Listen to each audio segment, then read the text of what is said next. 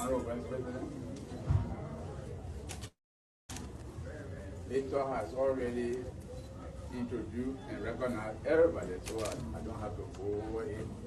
By the way, the man who started it is the Deputy Managing Director for Administration. You know, he cleverly show all the other people so you can get a hard time for you. So I decided to just make you to do it.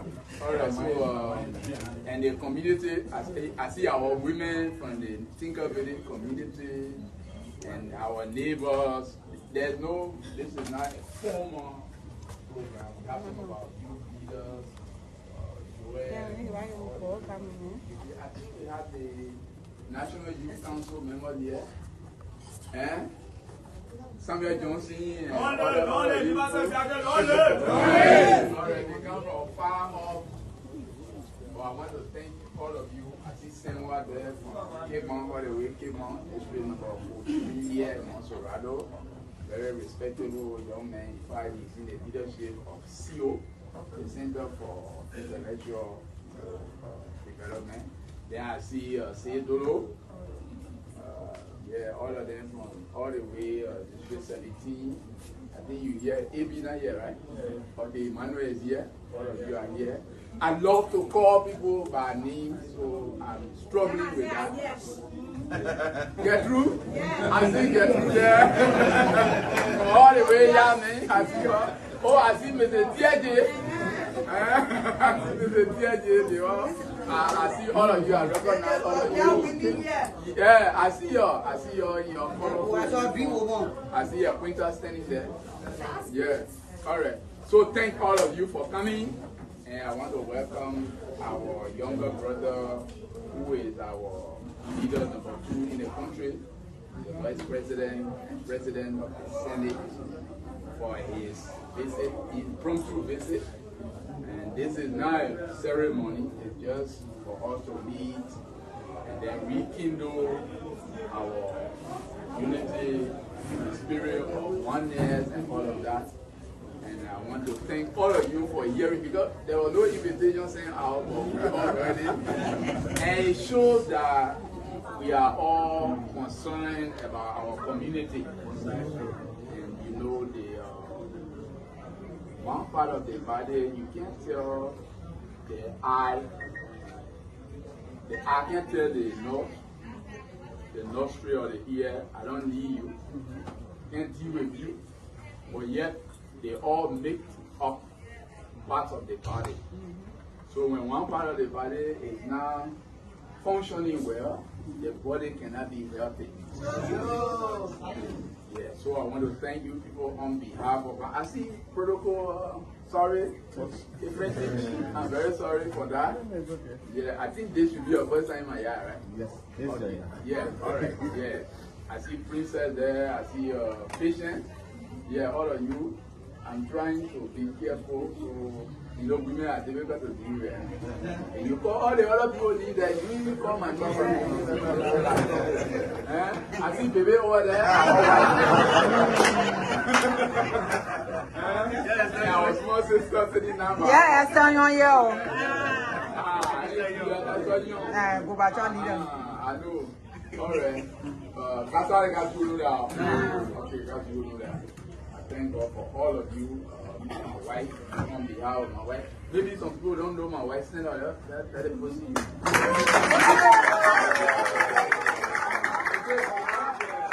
Very successful man. It's a strong woman. Yeah, no, I will not say strong. It's a dependable woman. This is my wife of how many years? Officially 27 years. In fact, the one the Bible says the wife of my youth.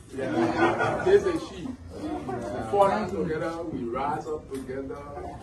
And for those of you who are women, she has a lot of activities that you need to be part of. Women empowerment activities.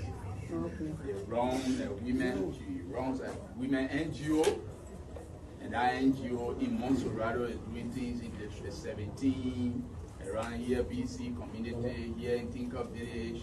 Right now, they are committed to do a lot more, but you can do so little within your limited capacity. So I want to thank all of you for coming. Big brother P. Macro, our big brother is here.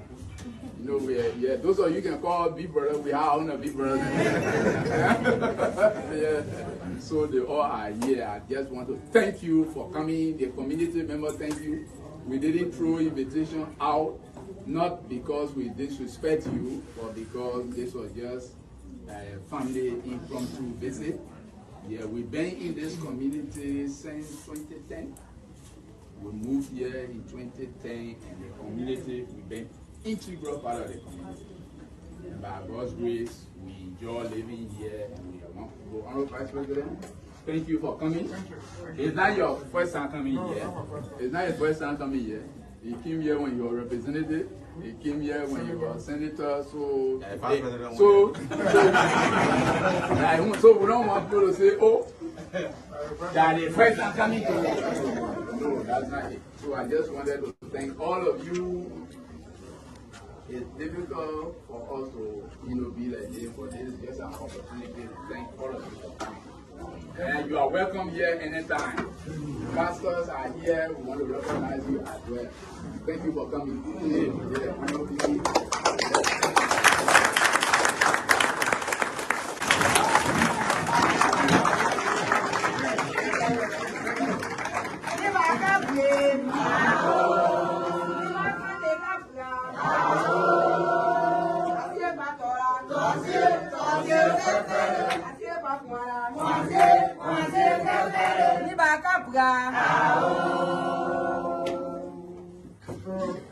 I want to say thank you to your wife. I know they're going Sunday we're at my house, and I know what on Sunday? Thursday we're at my house, and I told you Sunday I come to the house. I tried to come quietly. Unfortunately, I came, I see people, I say, oh, look at people no having internet. But I'm happy to be here. You know, there are many people who don't know our connection. Traditionally, Wema is my uncle. Thank you. When we read Nima, my parents were going to run to here. And good thing, Wema always supported me every election I ever went to. When I was representing in 2011, I remember 2010, my first time in the year when they moved here, I was running to be representing. I came to him, we sat down at the parao. We told him, my man, go, he got my support. 2017, he was the chairman of Unity Party. He made sure there was no candidate against me in Uganda. 2020, I was running for the senatorial seat. He was the first person I called. He came to my house that day. He, François, Maya Tuma, were three. He said that he thought, he said, everything I've seen, you can pull it, go for it. So he has supported me all through. I know everybody here because the people here have some small thing. You know, when the people don't get upset, the people there, I don't know what you do, the people are going to be wrong. So, when the people are firing and one of my security went to me and said, oh, you see what I'm talking? I'm passing the tree. Everybody come and say, nobody say what? You all leave it. And for sure, because I knew. And you know, yeah, man, they come to me, blood at me, anything in my power. So we came to the hall that day, he came to my hall, we talked, all our things there, we all read.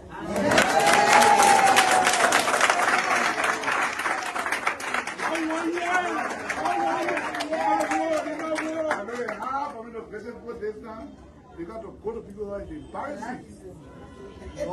Before we came here, maybe I used to kind of quietly, but this time when you went there, one thing I was coming from, you were going your hall, the chair up behind your mattress, then they will deploy and wait for almost about 1 hour, 2 hours before we come in Hey, you know, it can be embarrassing. Go to your own family boy and say, no, you can't sit down there one. You can't drink them one. They want to take the food before you eat. So tonight, you have to have my own. If somebody walk out see me, they can't see me, but I'm happy that we are here and we'll do everything. We'll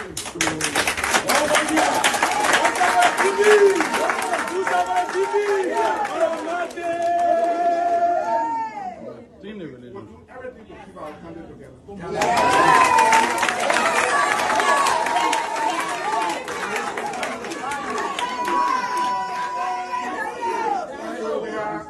We are young. These are our fathers.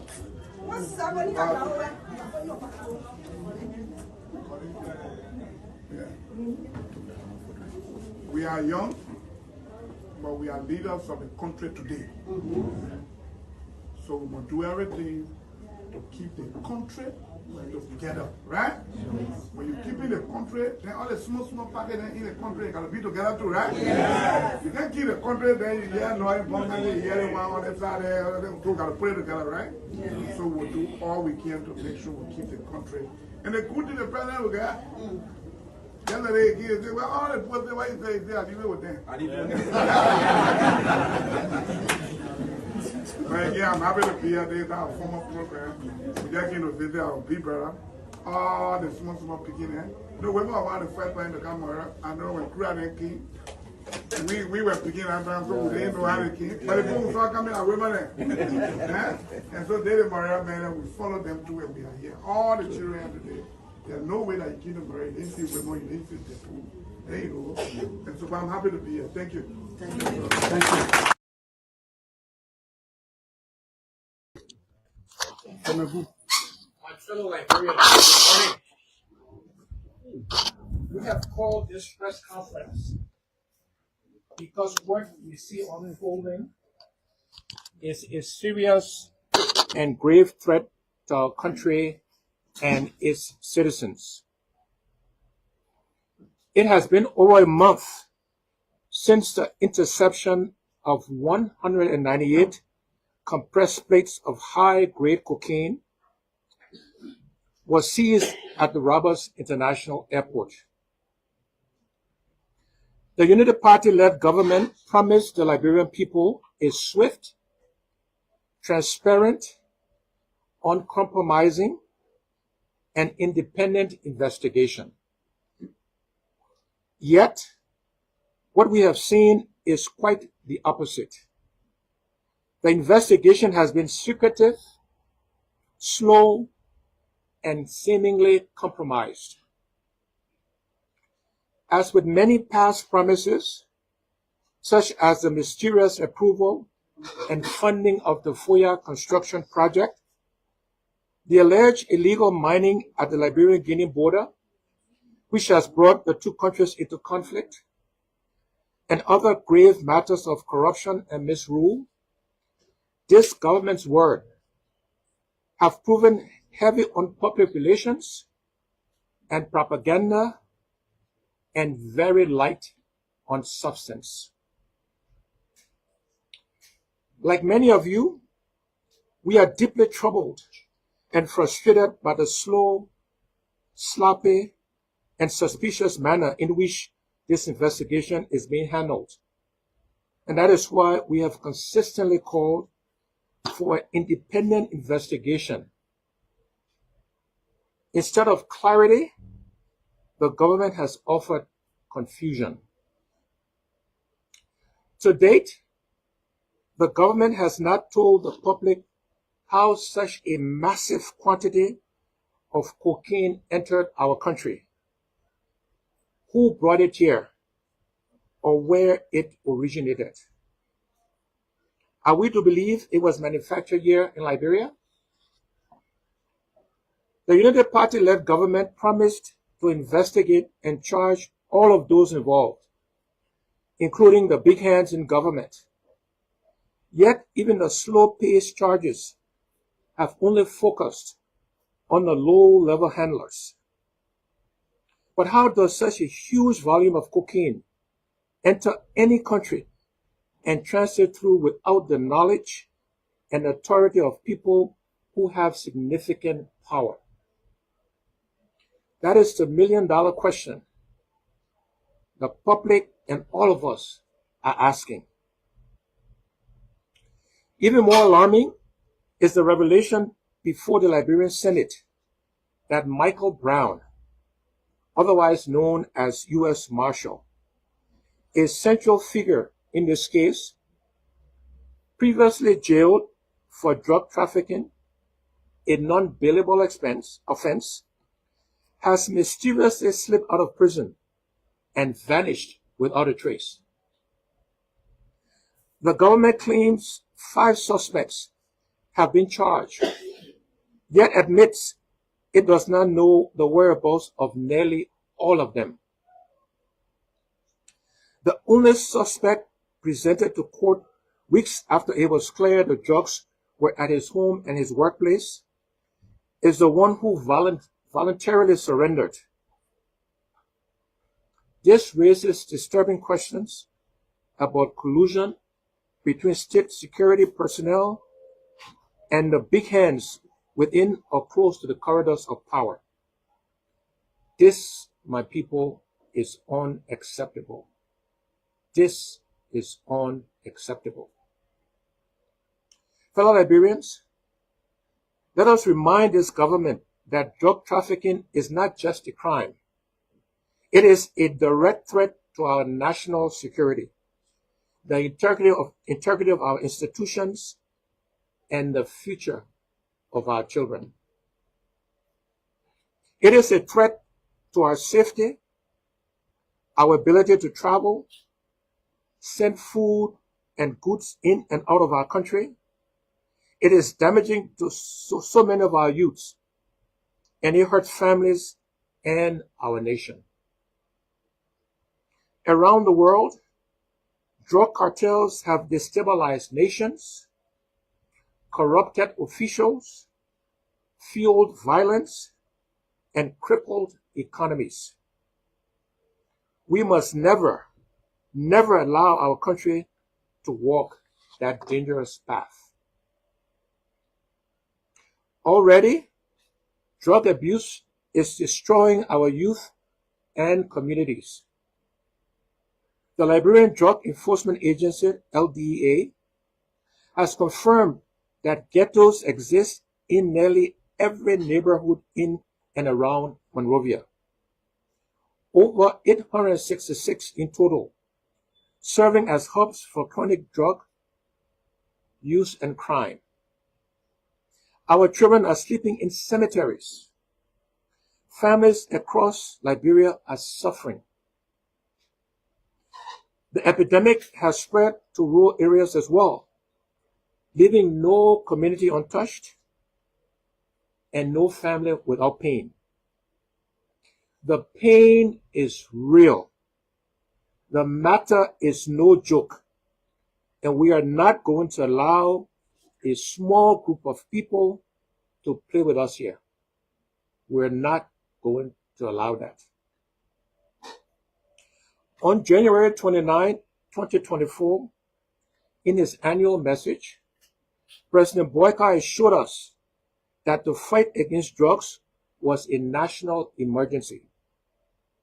Yet, after nearly 2 years, the drug problem is increasing.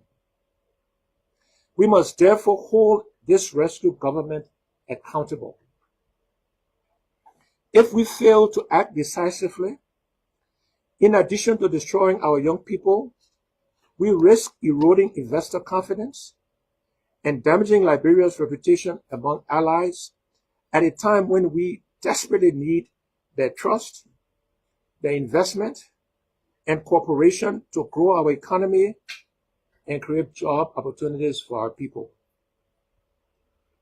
This is why we need an independent investigation. The LDEA parades and photographs small offenders, even publicly forcing females naked from their homes, while they slowly and secretly proceed in this large cocaine bust. This selective justice must end. I will be leading the charge to encourage my friends in the international community to investigate, preserve, and audit the process surrounding the June 8, 2026, $19.2 million United States dollars drug bust.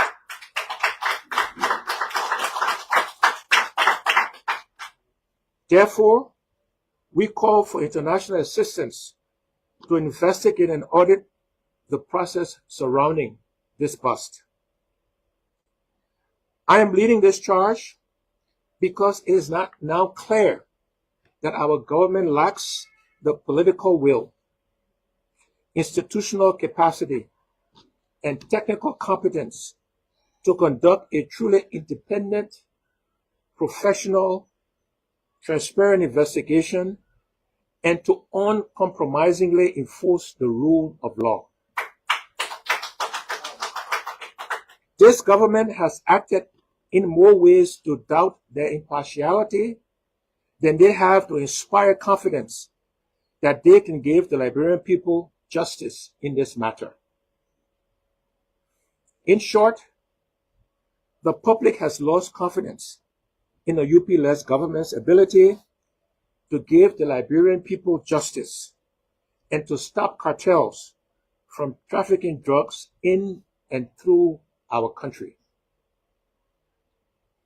We urge the Mana River Union and ECOWAS to invoke early warning mechanisms to ensure that all culprits are apprehended and brought to justice without compromise.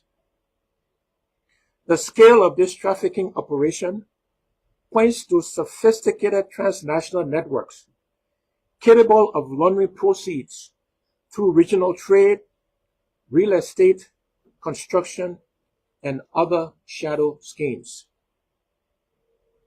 We commend all patriotic Liberians, civil society organizations, media professionals, and the Liberian Senate for their uncompromising demand for an independent and credible investigation free of political manipulation and cover-ups. The strength of our democracy is measured by our courage to confront wrongdoing, protect the public's interests, and uphold the rule of law, even when it is politically inconvenient. We must therefore mobilize ourselves lawfully and within the confines of our Constitution to demand that our government do the right thing by ensuring that a truly transparent investigation backed by international technical support is conducted. All of those connected or named in relation to this drug trafficking must be thoroughly investigated, regardless of the office they hold or their perceived status in our society. My fellow Liberians, if our government places the interests of a small number of greedy and heartless individuals above the hopes of struggling mothers and fathers whose children are being destroyed by drugs, then it will have failed one of its most sacred responsibilities. Government exists to protect its people. Government exists to uphold the rule of law. Government exists to safeguard the future of the next generation. This is why we must confront this challenge with honesty, courage, and determination. Together, we can build a Liberia where the government does not just serve the will of and benefit the few, where we can significantly strengthen and build our institutions to protect and benefit all Liberians, and where we can eliminate sustained poverty and inequality. Together we can, together we must fix Liberia. Liberia deserves better. Picapo, I've seen my dream. 107.9, the voice of BK is broadcasting to you from Nema County, Republic of Liberia. 24 minutes past 8 o'clock here this evening. And this is I would like to welcome you this evening to the Heat Hour program on BKS TV. On the Heat Hour, we say dialogue and our confrontation. We say words and bullet. What a beautiful Monday it is today. And how great it is to be on your FM dial here this evening. My name is Junior Payne. Of course, I am your regular host of the Heat Hour show here on BKS TV. See you is brilliantly seated in the back here along with my lender counsel. The man Sarah's Dankwan. And together we're going to kickstart the conversation here this evening. Let's recognize a few of you watching us on Facebook and YouTube. Alvin Flomo is following us here this evening. Luxus Alexander Tente Jr. is also watching us. Dennis T. Gia, I think maybe I'm mispronouncing your name. Dennis, welcome to the show. A lot has been happening in Liberia lately. A couple of things have been going on. Vice President Jeremiah Kwan reconciled with Honorable Wilman Pay, former Minister of Mines and Energy too as well. Praise God for working miracles. I've seen my dream girl. The government of Liberia declares disability inclusion in essential national development and vows to remove barriers and expand equal opportunities for all Liberians. Come into my life and change my whole world. Dream girl, come into my life and change my whole world now. Speaking this evening, let me say this afternoon in the press conference, the political leader of the Alternative National Congress, Alexander Cummings, says, I will be leading the charge to encourage my friends in the international community to investigate, preserve, and audit the process surrounding the June 8, 2026 $19.2 million drug bust too as well.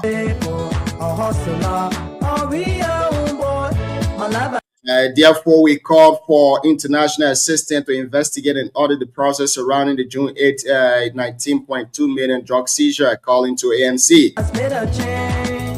Eventually, I met this woman. Dream changed to reality. I feel like getting married. I feel like having family. Solemnly, I swear, you the woman that took my misery. When I fell asleep, I've been looking for you since creation. The chairman of the Unity Party has called on the president of Liberia to dismiss non-performing ministers and senior officials in the government. Deputy Minister Daniel Sander rejected calls for a cabinet reshuffle demanding defending President Boakai's administration. Another development too, as well, President Joseph Yoman Boakai this evening orders the immediate reopening of the Phoebe Hospital in Bone County and set aside a special committee to address government concern to us in that area. And so these plus minimal stories we have for you here this evening. We're going to be bringing on the CEO and the rest of the panelists as we get started with the conversation here this evening. Andy Koda is watching us from Bone County.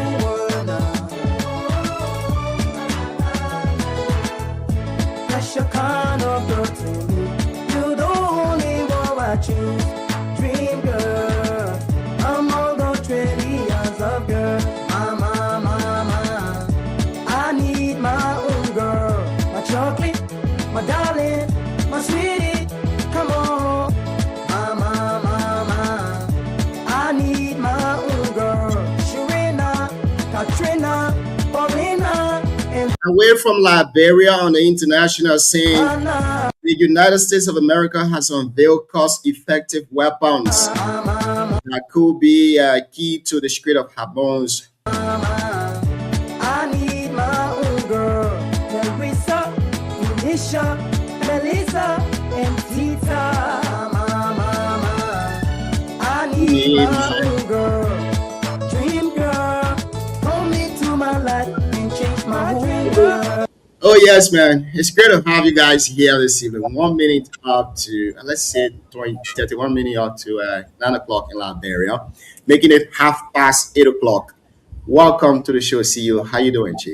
Someone told me the Uganda lawyer then they said they can blow, they can bluff. I saw one of them. I'm not gonna call names.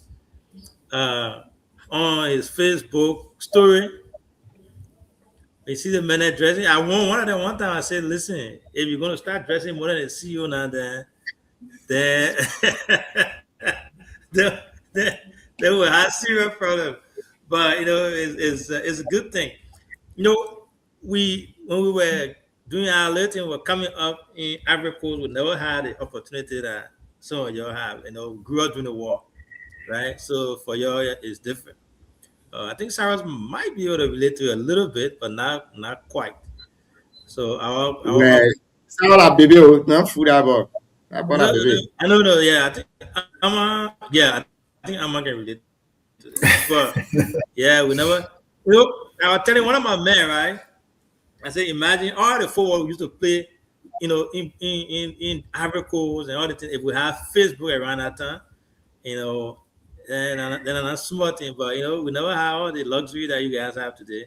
We have to go look at the old album and then take the old picture and try to bring it up. But it's great. It's great having all of you on here. I think it's great to have you, Aman, and got Cyrus, and thank God that LEC is working for Aman today. We'll pray that it stays that way, and we look forward to having a wonderful show. A lot of things happening in Liberia across the country. So we look forward to discussing them, touching them little by little. But we're working on some big names that's going to be coming on this platform very soon. Some big names, and when we finalize their appearances, we'll pass it on to all of you. But it's going to be great. But I look forward to having a really good discussion. Again, welcome to Cyrus. Welcome to Aman's CDC. I told him, man, CDC, when I got to put a CDC back there. CDC, Aman, bro, got to put it back on there. But welcome to the show, guys. Thank you, CEO. Council, welcome. Let's hear you, Chief. How you doing, my boss? Thank you, CEO. Good evening to the soon-to-be graduate. Imagine this show in Kigali, they're dressing tea. I think the CEO they dressing tea. He did it to restrict me. While the guy always, the man is flaunting luxury. The man, this boy can wear fake clothes. Yeah, it's good to be back. See who is talking. You were in Ghana. I'm told that you and the president they're comparing notes together. You guys go for coffee together. You chilling everywhere, and you telling me you go to school. I think 2 times a week. Mama, you enjoying life, man. I'm always in vacation mode. Yeah, so it's good. It's good to be back. A lot is happening in our country. I hope CWT and the other guys will join so we can have.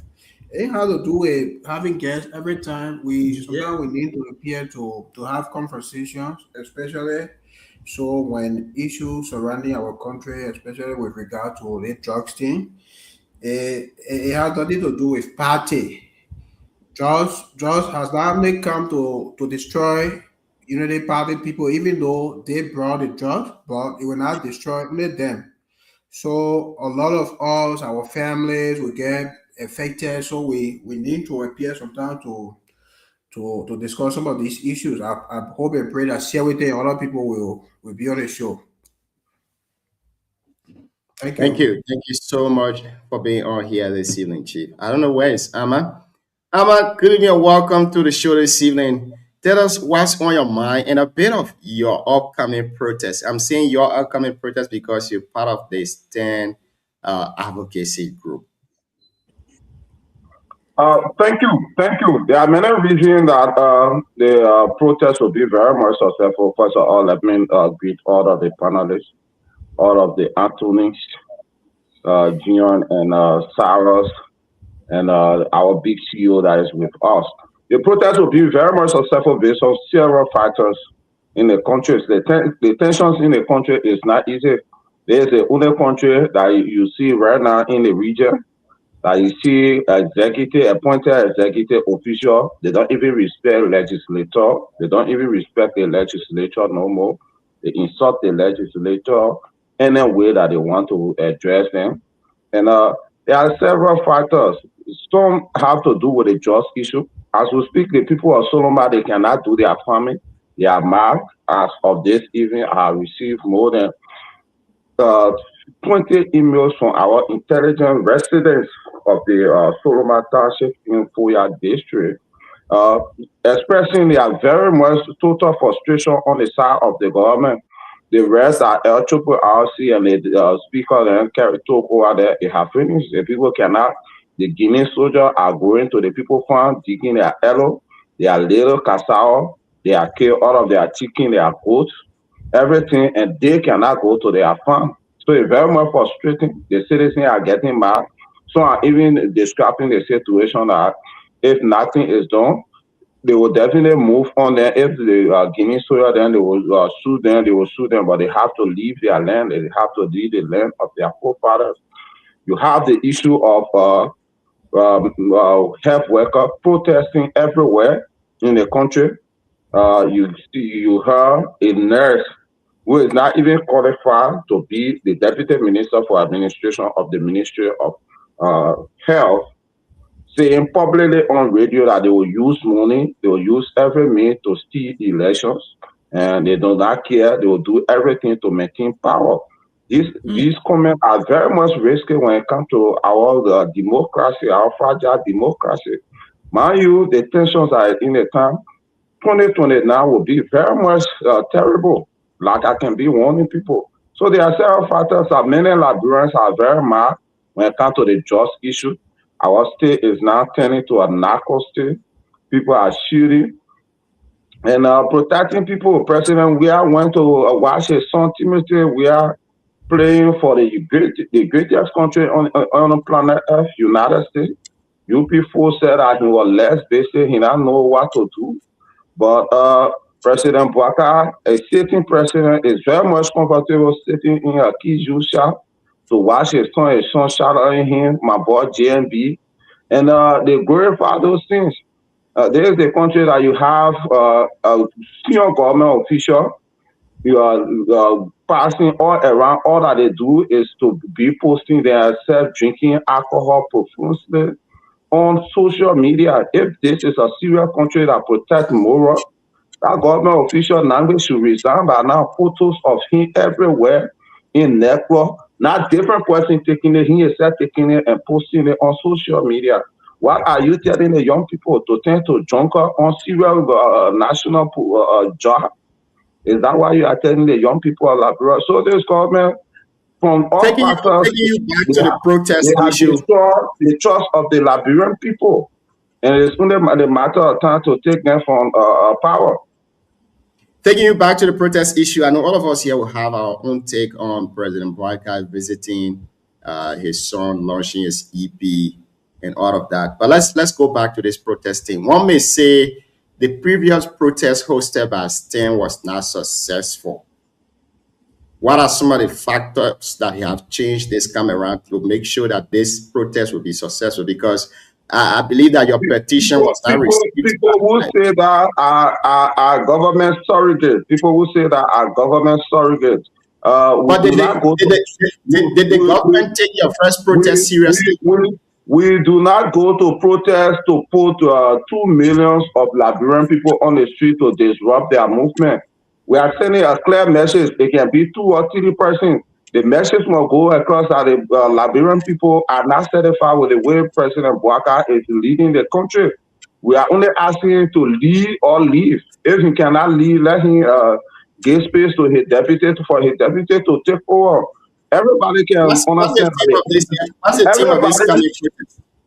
lead or leave as the chairperson on the digital affairs of the protest. I can say clear to you from where we stand. We are receiving a lot of international media institutions, as we speak, CNN and other Al Jazeera. They will be in the country tomorrow to cover the protest. There are a lot of international people that are coming because right now, as we speak, Gregory Coleman have a lot of human rights violations crime on him. There are a lot of things we are observing, and even as we speak, can you imagine the driver of the Liberia Drug Enforcement Agency is being involved into the 90 million drug saga? You think the driver will be involved without Biago giving him instruction? There are several factors, and a lot of international people, they are not satisfied with the way the country is proceeding, with the way our democracy is going. People are threatening that no matter what, they will take power, they will seize power by force. These are very serious threats to our national democracies, and each and every media personnel need to take it serious. On July 17th, this week, Friday, the Liberian people will be asking President Bouakai, leave us or you leave office. The message is just simple, leave it or leave. Thank you. So we'll go to our first discussion here. I want us to start firstly with the president going to see his son launch his EP and all of that. I know for me personally, I don't think these are conversations that we need to be having as a national platform. But the reason why we're having them is the way in which our discourse have been over the years. We've seen other people criticizing other people for doing this. And when it comes to power, they intend to do the same exact thing they criticized yesterday. Let's go to President Bouakai. I know I didn't see President Bouakai criticizing openly former President George Weah for going to see his son playing football, but his supporters were the one criticizing him to go see his son play football and all of that. And it was a serious problem in the country. Now this come around where the president came from a visit abroad, gave a little cheek talk to people at the airport, say I'll leave it with them and all of that. And the same night he went to see his son dropping his EP. What's your take on this, CEO? Let's start with you. Let's try to pull you. First of all, man, the difference between the current president's son and the former president's son is the former president's son is good at what he does. He began playing professional football, right? And everybody knows that. But the other man with music thing, his music is terrible. So that is first different than that. But on a serious note, though, you're right. I don't think it's something that we should be discussing. But the reason why we are discussing is the hypocritical nature of it, of our politics, right? So the same folks that are, appreciating this and they are defending this were the same people that had issue with, President Weah leaving Liberia to go watch his son play a World Cup. I don't know if you remember, I said this here on the show before. I said, I don't care if I was, king of England, whatever you are, and if my son is playing, in a World Cup, I will do whatever I can do to go there. Every parent will want to see their child, at that level, and they'll be proud of it. So, but the UP folks took that and they ran with it. It was a big propaganda. They went with it and they hammered it home. And they made it sound like he was committing a really terrible crime. And all the man was doing was he was going to see his son play in the World Cup. Come on now. So people push against it. And now the same people that said was something forbidden now are the same people. You don't even hear them talking about it. Where the current president, which he has all right to. There's nothing wrong with him going to go see his son drive an EP or whatever that is. There's nothing wrong with that. But how do you defend that? Yesterday was not good. What you said yesterday was not good. It can't be good today. So I think it was not a good thing. And then also when you add that, like you said, to the message he gave at the airport, leave with them. I guess people laugh with it and think it's just fun. But he said that, and then a few days after that, he was. I think the same evening he was the same evening he was in the club. From what I also heard, from what I learned, was the owner of that private bar, has also been implicated in this whole the ongoing drug saga as well. So yeah, so for me, I think it's something that should not be discussed, but because the same people that are doing it today didn't like it before, it's a fair game, so people can hold them accountable.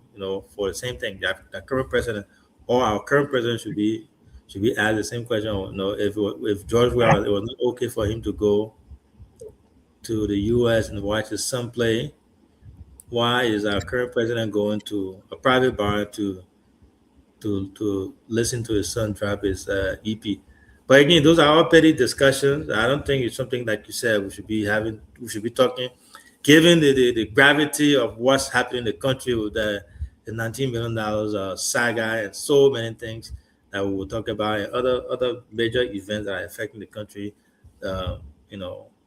President Bouaga going to go watch his son sing. I don't think that's a big of a deal. But again, that's the nature of the discussion in the country that we have. Thank you, CEO. Sometimes the reason why we have this kind of conversation is to let people know that the people we have, that we call them our leaders, are people who don't take us seriously. We're discussing issues in a country that people will say is a national security issue, and you don't see the president talk about it. You don't see any of his executive talk about them. But then the president will have the time to go to see his son drop his EP in a nightclub. Anything could have happened in that place. Or was it rented out fully that nobody can enter there, only executive? Or anyone could have had access to the president at that hour of the night? Anything could have happened. The president can have the time in the night to go and see his son launching his EP and sending him shout out. And sorry to say this, that guy never blew. I don't think he will blow. His music still red in our club there. It's not going anywhere. It's not going anywhere. You have the people of Sodoma crying on a daily basis. I saw an elder saying we'll take matters into our own hand on Facebook. The president did not have the time to go there and visit those people and see their condition. But the president had the time at 10 o'clock in the night to go and see his son dropping his EP. That's a nightclub, for God's sake. Anything could have happened in that place. Anything could have happened. The EPA, what are they doing? What is going on with our country? The president cannot take his time to even type on his own Facebook page to say, oh, this drug issue, we'll take it to the fullest. He cannot do that. And we say we're learning from the United States of America, the great President Donald J. Trump. Even if a single individual dies in the country and it becomes a national concern, that man will speak about it on his own social media page. If XYZ thing happen, you will see him, he will speak about it. But we say we're learning from America. People are not updated. And I can tell you for sure, 99% of Liberians right now, they feel that the entire issue at the Sodoma Port of Entry is resolved. The only people who feeling it right now are those who are residing in that area. Why? Because we no longer talk about it again. From the start of this drugs issue, it was so hard that almost every media outlet were discussing it.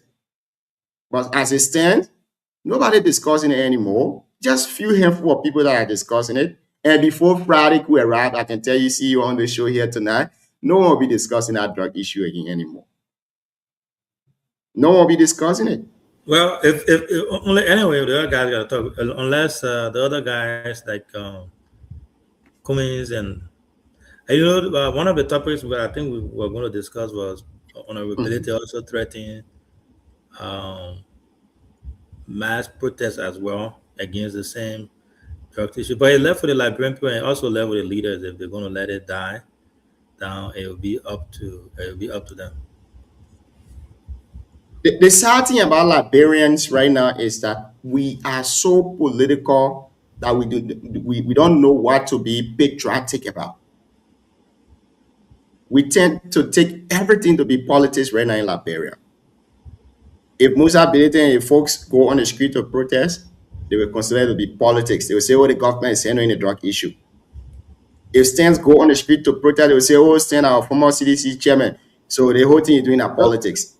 Yeah, so maybe yeah, so this is where we stand. But let's hear from the other people. Cyrus, let's hear from you, and then we'll go to Aman before we go to the next topic. We have a lot to unpack from Nima County too as well. Yeah, before you go to Cyrus, I think I want your take on the stand protest and the threat from honorability about organizing protests if nothing happens, if the government continues to play low, as we were saying, Liberia, with this drug issue. He's saying, because I think I've even brought that up before, he's saying that the next course of action will be to join the Liberian people, get on the street and start to protest. So I want you to add that to your take on that. You are muted. Yeah, CEO, thank you. You know, I'm a real person. I'm a genuine person. I don't like to mince my words. I don't like to sound impressionistic. I don't like to impress people. The only thing I'm planning to tell you, if you got friends in UP, please connect me with them. Let me join UP. CDC that I'm party to take serious. CEO in the great United States, where you live, the opposition, they make sure they hold the government of Donald Trump fit to fire. They don't joke about it. Every day. They make sure in fact, don't forget about America, for any democracy to work, the opposition must be the one to drive the government to work. Do we have opposition? I think Cummings is. I think Cummings is. But CDC is considered the biggest political opposition, political institution. The guys are disappointing a compromise. Why are we even people like us? Do you know what has happened to innocent people like us because we support them? I did not hold any major position in their government. So at times I sit and reflect on some of their weaknesses. Look, people don't be surprised if you see me supporting UP. I will not do that at choice. I will do that because I want to move on with life. I want my children to survive. What is this? You see a major crisis like this in the country. The UP of yesterday, that even a George we are went to the market to buy his own shite, they want to make it look like he's using Liberian people money. And the guys were effective with their propaganda. We are not asking CDC to emulate that path, to be hateful, but the reality exists in the country that the Solomon border still have the Guinea soldiers. Guinea soldiers are still on our land. There is no propaganda about it. This is something that CDC can hold on to make the government to account to the people. The drugs thing are not propaganda. The drugs in Liberia now as we speak to you. And from sources around, the drugs in the country more than the one that was intercepted. Has the CDC done something about it? You know what the guys are doing? The guys have money. The guys have money. The Calasco, the Tue, the McGill, you can name the rest. All of them have money. So, and they have properties. Their thing is to protest against UP. It might cause the country to go to chaos and their properties will be affected. So now, Cyrus Dankwa will be attacking Jeremiah Kun. Jeremiah Kun has link in these drugs. But Cyrus Dankwa should be the one to be attacking Jeremiah Kun while they're sleeping over their millions, thinking that if they protest, their properties will be embarrassed. That's the kind of CDC we have. Junior, if you look at this CDC, and if you reflect on the old CDC, you will not comprehend what's going on, my brother. This is not a CDC Liberians got to know. I think money is not. So, Cyrus, I'm not cutting you off here, but I just want to ingest something. I think the CDC is playing a very mature politics, in my opinion. If we want to move Liberia forward, I'm coming now. If we want to move Liberia forward, sometimes you just need to forget about the propaganda and the criticism and let people work according to their will and pleasure. But then, on the other hand, I think the UP government is taking that as an advantage. They are not working. Same thing they criticized yesterday, they're doing the same thing. So if you can tell me, I think I understand CDC point here. If you can tell me, Junior, you wearing tight pants, you shouldn't wear tight pants. And then tomorrow you're in the position that I'm in and you start to wear the same tight pants, I think I'll leave it with the audience, I'll leave it with the people to judge you by your will. But then you can't do two things at the same time, Junior. If you want to be into politics, CDC is not church. CDC is not a Christian institution that say, oh, you're worshiping God, when you go there, This is not about propaganda. I said the realities exist now. The soldiers from Guinea are still occupying our land. Up to now, the drugs thing is still happening. And they said more drugs in the country than the ones that were intercepted. What have they done? The issue is the guys have money. They feel all is well. So even if George Weah doesn't come, it will affect Cyrus. It will affect my document. It will affect my hard-earned credential. It will not affect them. The thing they have, why it requires to live better life. So now I feel for the ordinary people like us. Junior Mayu, I'm never a citizen. I support George Weah. And today you see the UP is cleverly taking advantage of the CDC weaknesses. Imagine how many people support Mr. Cummings? How many people support Mr. Cummings? But Mr. Cummings is fighting. I'm not God, but I think Mr. Cummings does not have the number it takes to be president. He doesn't have that number, Junior. But people who have the number, you think Liberia and not America. If this justice had happened in America, Americans are wise people. You have to protest before they know they will change the government. The people will just be sitting observing until when the time elapses, then they will change the government. They say based on the fact that you campaign against the justice and your government did the just stuff, we will not re-elect you. Americans can do so, but not Liberians. Our people are gullible. The first thing, UP, nobody is holding. The people say, not everybody in Liberia is aware of this justice, Junior. Not everybody in Liberia. If you go to Nigeria, if you go to some of the interior countries, the people that know in the remote countries, they know about the justice. Because not everybody on Facebook. So for a political party like CDC, that got manpower, you see, everybody is just silent. Moluba Molu, who has a civil society organization, he's fighting for the people. But the Molu even work in their government. The Molu work there. They share some of their millions with Molu. I want to hear my head. The thing, that's why I recently left from Facebook. I got temperament. I like to see something comment. When I see those guys, like Waka last night, he went to watch his son perform on stage. Is it really important? Is it as a parent?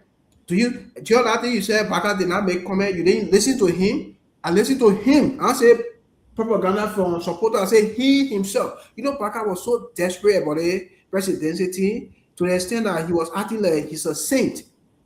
He was acting so angelic. This man was behaving like somebody from heaven who is incorruptible. I listened to him when he said a serious president can never leave a country to go watch his son play football.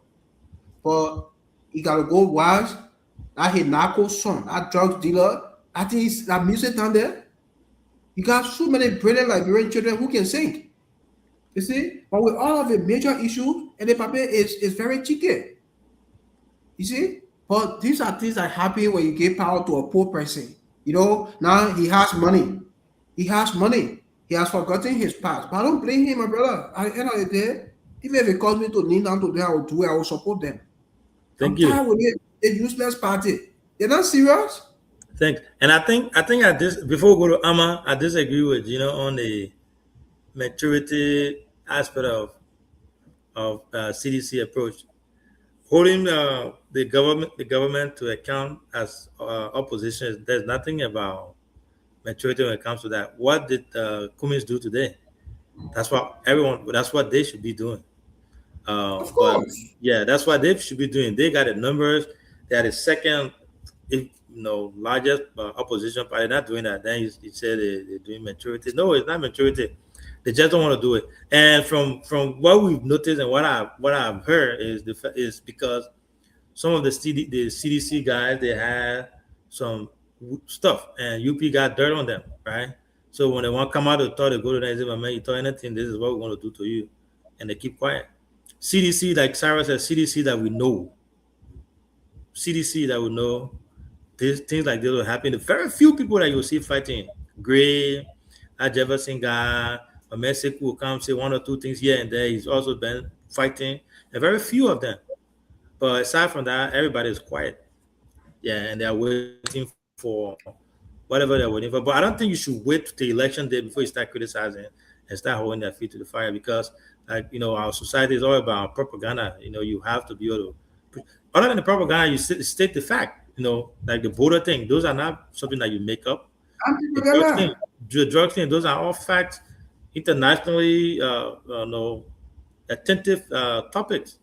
So you can say you're waiting for that. What is maturity on talking about the drugs issue? Up to now, the country, nobody knows. Something like affecting your people. Yeah, the government has not told Liberian people where the drug came from, how it entered the country, where the whole detail, the basic stuff. They have not told Liberian people. So those things are not something that requires rocket scientists to figure out. But anyway, we'll go to Amma, and then let's see what Amma has to say. He the CDC man. Before Amma comes, the breaking news here is that the UP, don't be surprised, in 2029, there will be too many ships. The UP, I'm told, is wanting to work with Prince Moe to replace Lion Nimba brother with Prince Moe because of the noise in Nimba. If that happens, CEO, I can put my life there. If that happens, I will fully support. I'll go back to UP. The first year I was a UP president, I'll go back. It's just a 100 support Nimba. Any side German support. Whether you want to be keen at a business, I can. And somebody think that coming to CDC, the party is weak. If President Biden just go for Prince Moe, I'll go for UP. Thank you so much, CDC Amma. Thank you, CEO. In political parties. Before you come in, Amma, I want to know why your CDC, other than stance, is not robust when it comes to criticizing this government on national issues, trending issues, being really robust as they used to be before, and holding this government feet to the fire. Why? CEO, I'm on record for expressing and publicly criticizing the national chairman. I'm on record for that. Not to discuss that now. Each and every political institution have their time and season, have their plan on how to engage national issues, and I think the CDC have such plan. And to just speak on some of the things, it is factual, it is clear that the party has spoken, and the party have questioned this government on so many things. On the just issues, the party spoke. The party spoke, and the party was very clear that the government should act and let the big fish come out. The party chairman spoke. On the Solomon border issue, the party spoke. And when President Bouaka gave his State of the Nation address, the CDC was the first to speak. Mind you, I will somehow agree with you that the CDC do not have that posture now to say everything they must protest. They must lead protest. But the political leader has their own way and have their own decisions to make in many of these things. So a while if the party chairman decide, okay, we join, to protest and the political leadership. I'm receiving a lot of international calls from international people. I make the country very much insecure. I should not make the entire political environment toxic. You guys need to come down with engage them this way. And if they cannot meet the need for 2027, 2029, 2028, we can engage them in a radical form. So the party have our own strategy. You cannot use all of your strength in the just in the first half. This is just the first half of the administration, and they have failed miserably. So in the second half, it's just completion of telling the Liberian people where they have failed. And because there will be no time for solving those problems, it will be late. Your first 3 years is the years that you use to lay the basis in President. Where first 3 years, you saw the military hospital, they were talking this and that. You saw how you call it the Emory Hospital. You saw a new MPA headquarters. You saw new LPRC headquarters. You saw the development all over. Even you saw hospital unit across the country. What is the government doing right now? You have the villages there. You have National Housing Authority. What are they doing? Why those contract about building homes for Liberian people, the housing project is not going on because some people feel that that vision was, how you call it, President, we have visions. And I was doing, I did some research of recently. When you see the Ghana Accra 2050, Ghana Accra 2050 design, they are already designed an entire Roma where they want so and so skyscraper. Whether government can or not, you cannot build certain area in Ghana 2050 that they are projecting. You build a particular design that they have crafted. So everything I will do here, it is all political. When the administration comes, what they feel that is good for them, they do it. And when they think that when doing this, that the previous government was doing whether good for the country and good for the nation future, they think that it will give more success and glory to that administration. They will definitely stop. To my brother Sarah, let me tell you, if Unity Party people cannot trust the Tomo Fala, my own self boss, I don't think they will trust you.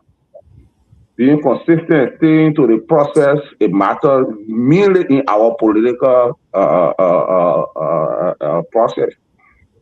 Because people look at you, they look at your consistency. It's not time you have space in the CDC. I saw for men like Tuel that don't just post people. We're sitting down together, he posted, he said, well, this is one of the brilliant sons from Nima. And you are graduating. Did whole stuff was you running shopping to the man. The man is saying you guys are doing the man saying you guys are doing anything straight. Ambassador, please do not distract me. I want to tell my partisan, give my partisan more reason not to leave. You have more features in the CDP than that of the Unity Party. Why you those guys will not trust you? Those guys that around Jerry. So, but let me ask you. So that go back. They will never trust you.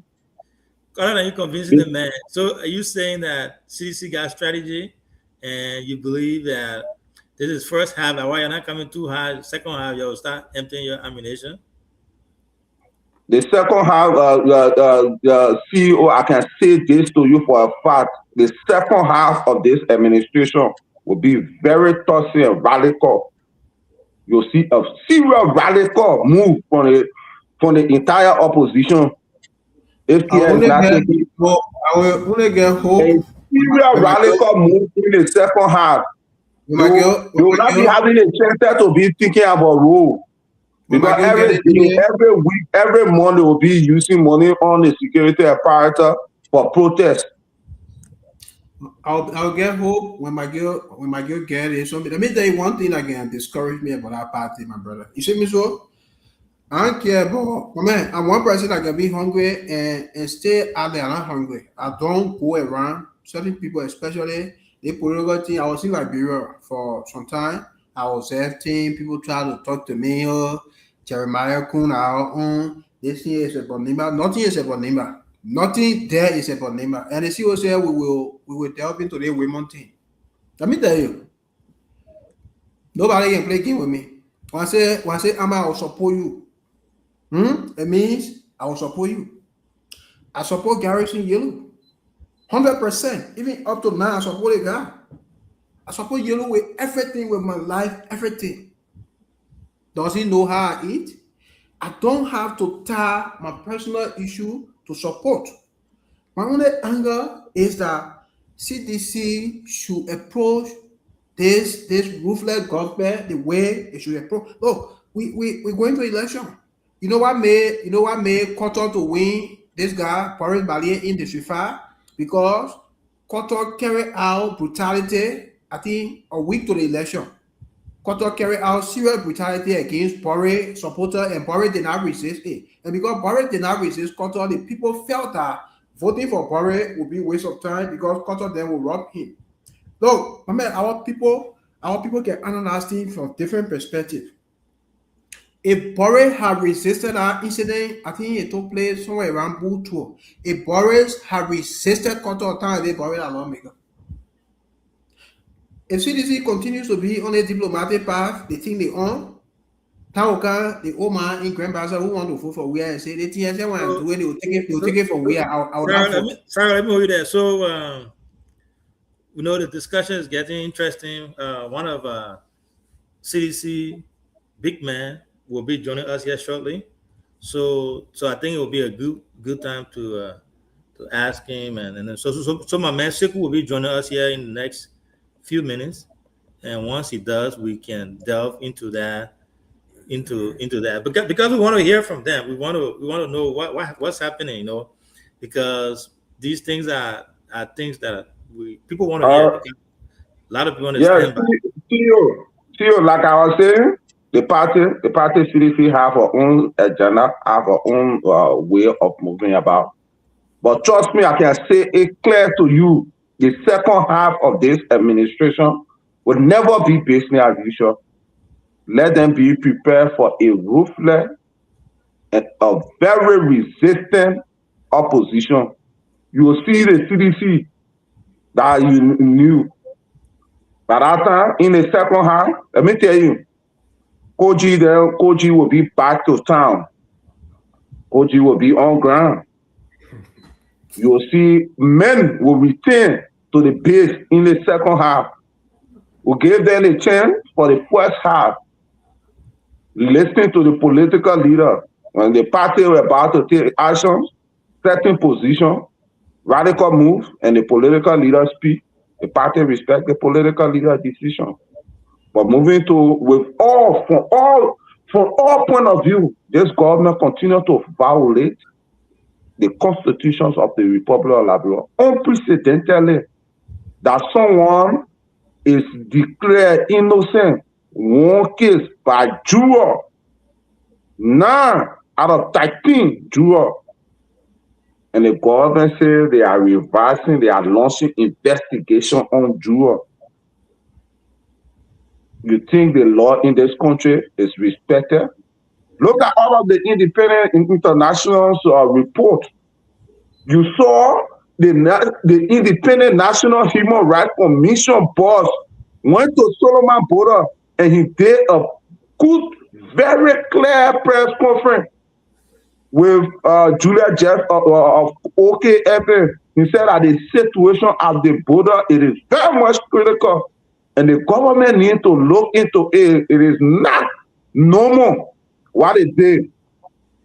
They suspended him and appointed a training position and appointed someone to act in his place. The president is now respecting our constitution and in our liberal democracy.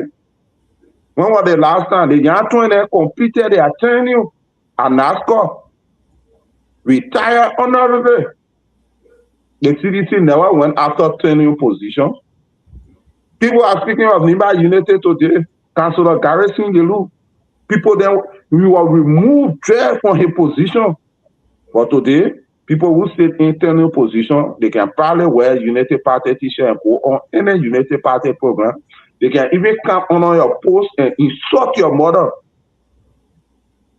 because how you call it, you have dissenting opinion about the administration. The second half of the administration, they are aware, and the time is already the tensions or everything needed to build those momentum are all taking place. Monserrato have returned to the CDC. Will beat the people. The CDC will beat the Unity Party with more than 200,000 vote margin in 2029 in Monserrato. If anybody depending on, they should get prepared well because Bon County is heavily divided. From all international survey and statistics done, the only two counties that Unity Party have, and they are still tapping from all the international opinion pool done is Lofa and Nima. The rest of the 13 counties have returned to the CDC. It's only a matter of time. The CDC have a strategy. The second half of this administration will engage people very radical in a radical move. They should not joke with the party, and it will begin July 17th of this week. You'll see Liberian people out in their numbers. Many of them, they know the sanction are already hanking on them. Let them go and brutalize people. Breaking news. I tell you, let them go and say they brutalizing peaceful protesters. When you have Guinea soldiers sitting there and the people you hear in Liberian, see you, I can say it to you. You hear in Liberian saying that when they eat all you pick up when they can't even reach to the border, they can turn around, they just sitting there in Foya and we're suffering at the people that come in, they killing our chicken, they can walk on in the net, they collect our things and they carry it. Thank you, Chief. Thank you, see, you got a CDC man to show you. Y'all forced my brother to show Phil. They're going to begin forcing the show Phil. Yeah, good to see the people on. How you doing? Man, I was here, so Zia can show up anytime. Welcome to the show, my brother. Thank you. It's a routine now for me. Maybe I'm addicted to following this show now. Every time at this time, I'm always following the show. And I honestly appreciate the fact that you bring in different group of people, diversifying, the conversation, which is very important. Yeah, and I'm glad that you came on the show because we got a couple of topics that we were discussing. And then you being a big man of CDC, I think you are the right person to answer this question. I know you were following and you got that. So here's the big question that we've been asking ourselves here. The CDC that we know, you, Sekou Carrasco, were part of, the advocacy when they even jail you, the pictures all over the place. That style of advocacy is a little different now than what we are seeing, what we are used to. I don't know if the opposition is poor or what. People are now saying, and we all know UP used the propaganda to really hammer it home. Why is CDC Carrasco is not as robust as it used to be before? Well, there are a lot of things that have changed, to be honest. And before CDC came, we were in opposition, and we had different approach, before tasting governance. But when you taste governance, there can be different approaches towards on how you look at things and how you believe that you should criticize things. You can't just be, just. Oh God! Cool. Yeah, give me 1 minute, yeah. Okay. All right, go ahead, Chief. So guys, we are on here tonight, our regular show, and we have a special guest, Sekou Carrasco, who just joined us, and then we have CDC Armand Brooks, and we have Council Cyrus Tanquan, and then Council, we can call him man Council now. We shouldn't call him Council yet. Yeah, that's a practice, man. Even when you are in a law school, he's a counselor. All right, then we got Council. So thanks to our guys for relaying the show, Voice of BKS in Butu, and also Voice of Tapeta for relaying us. Yeah, Sekou, you are in fire. Go ahead, Chief. You are It's muted. it- There you go. No, unmuted now. There you go. Am I okay? Yeah, you're okay now. Yeah. Okay, I'm sorry for the small interruption there. No problem. Chi. You know, it's here now. We'll let you Yeah, I start gotta. with The only people that direct payment get They finished. get me. Yeah, come over there. When they call us here, they even get rid of. Yeah.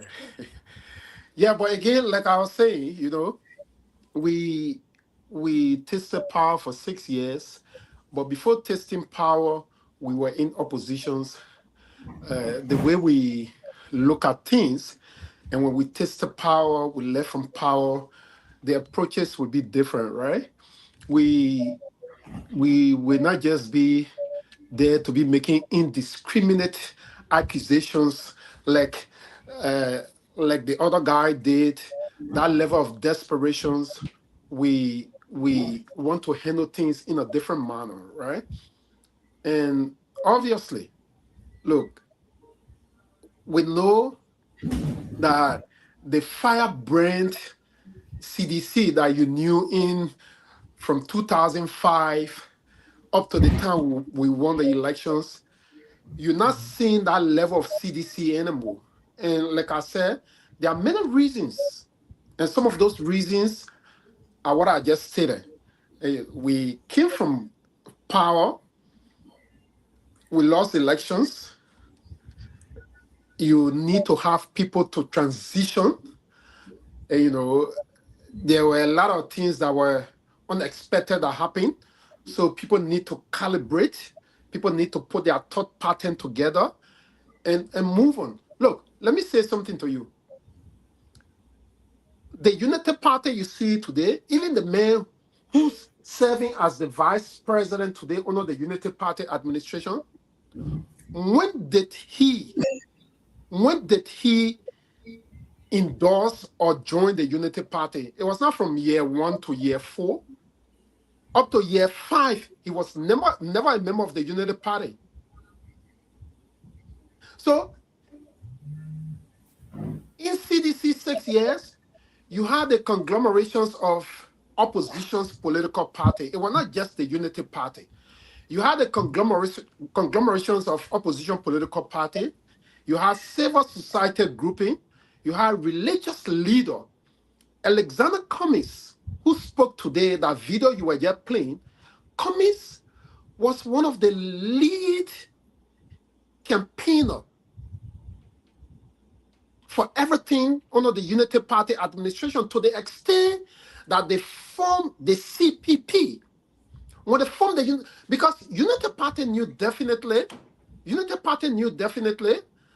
that they did not have the face to champion any cause, because they just came from power and they have spent 12 years in power, and they have been tested, and they were not elected.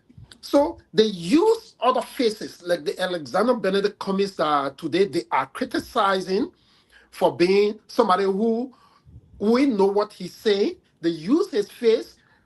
Joseph Yuma Boakai, who's the president now, when last did you hear Joseph Yuma Boakai making any public utterance when he was in the oppositions as Joseph Yuma Boakai, aside from the collaborations of opposition party that they formulated, like the CPP, that was spearheaded by people like Alexander Cummings, you just name it.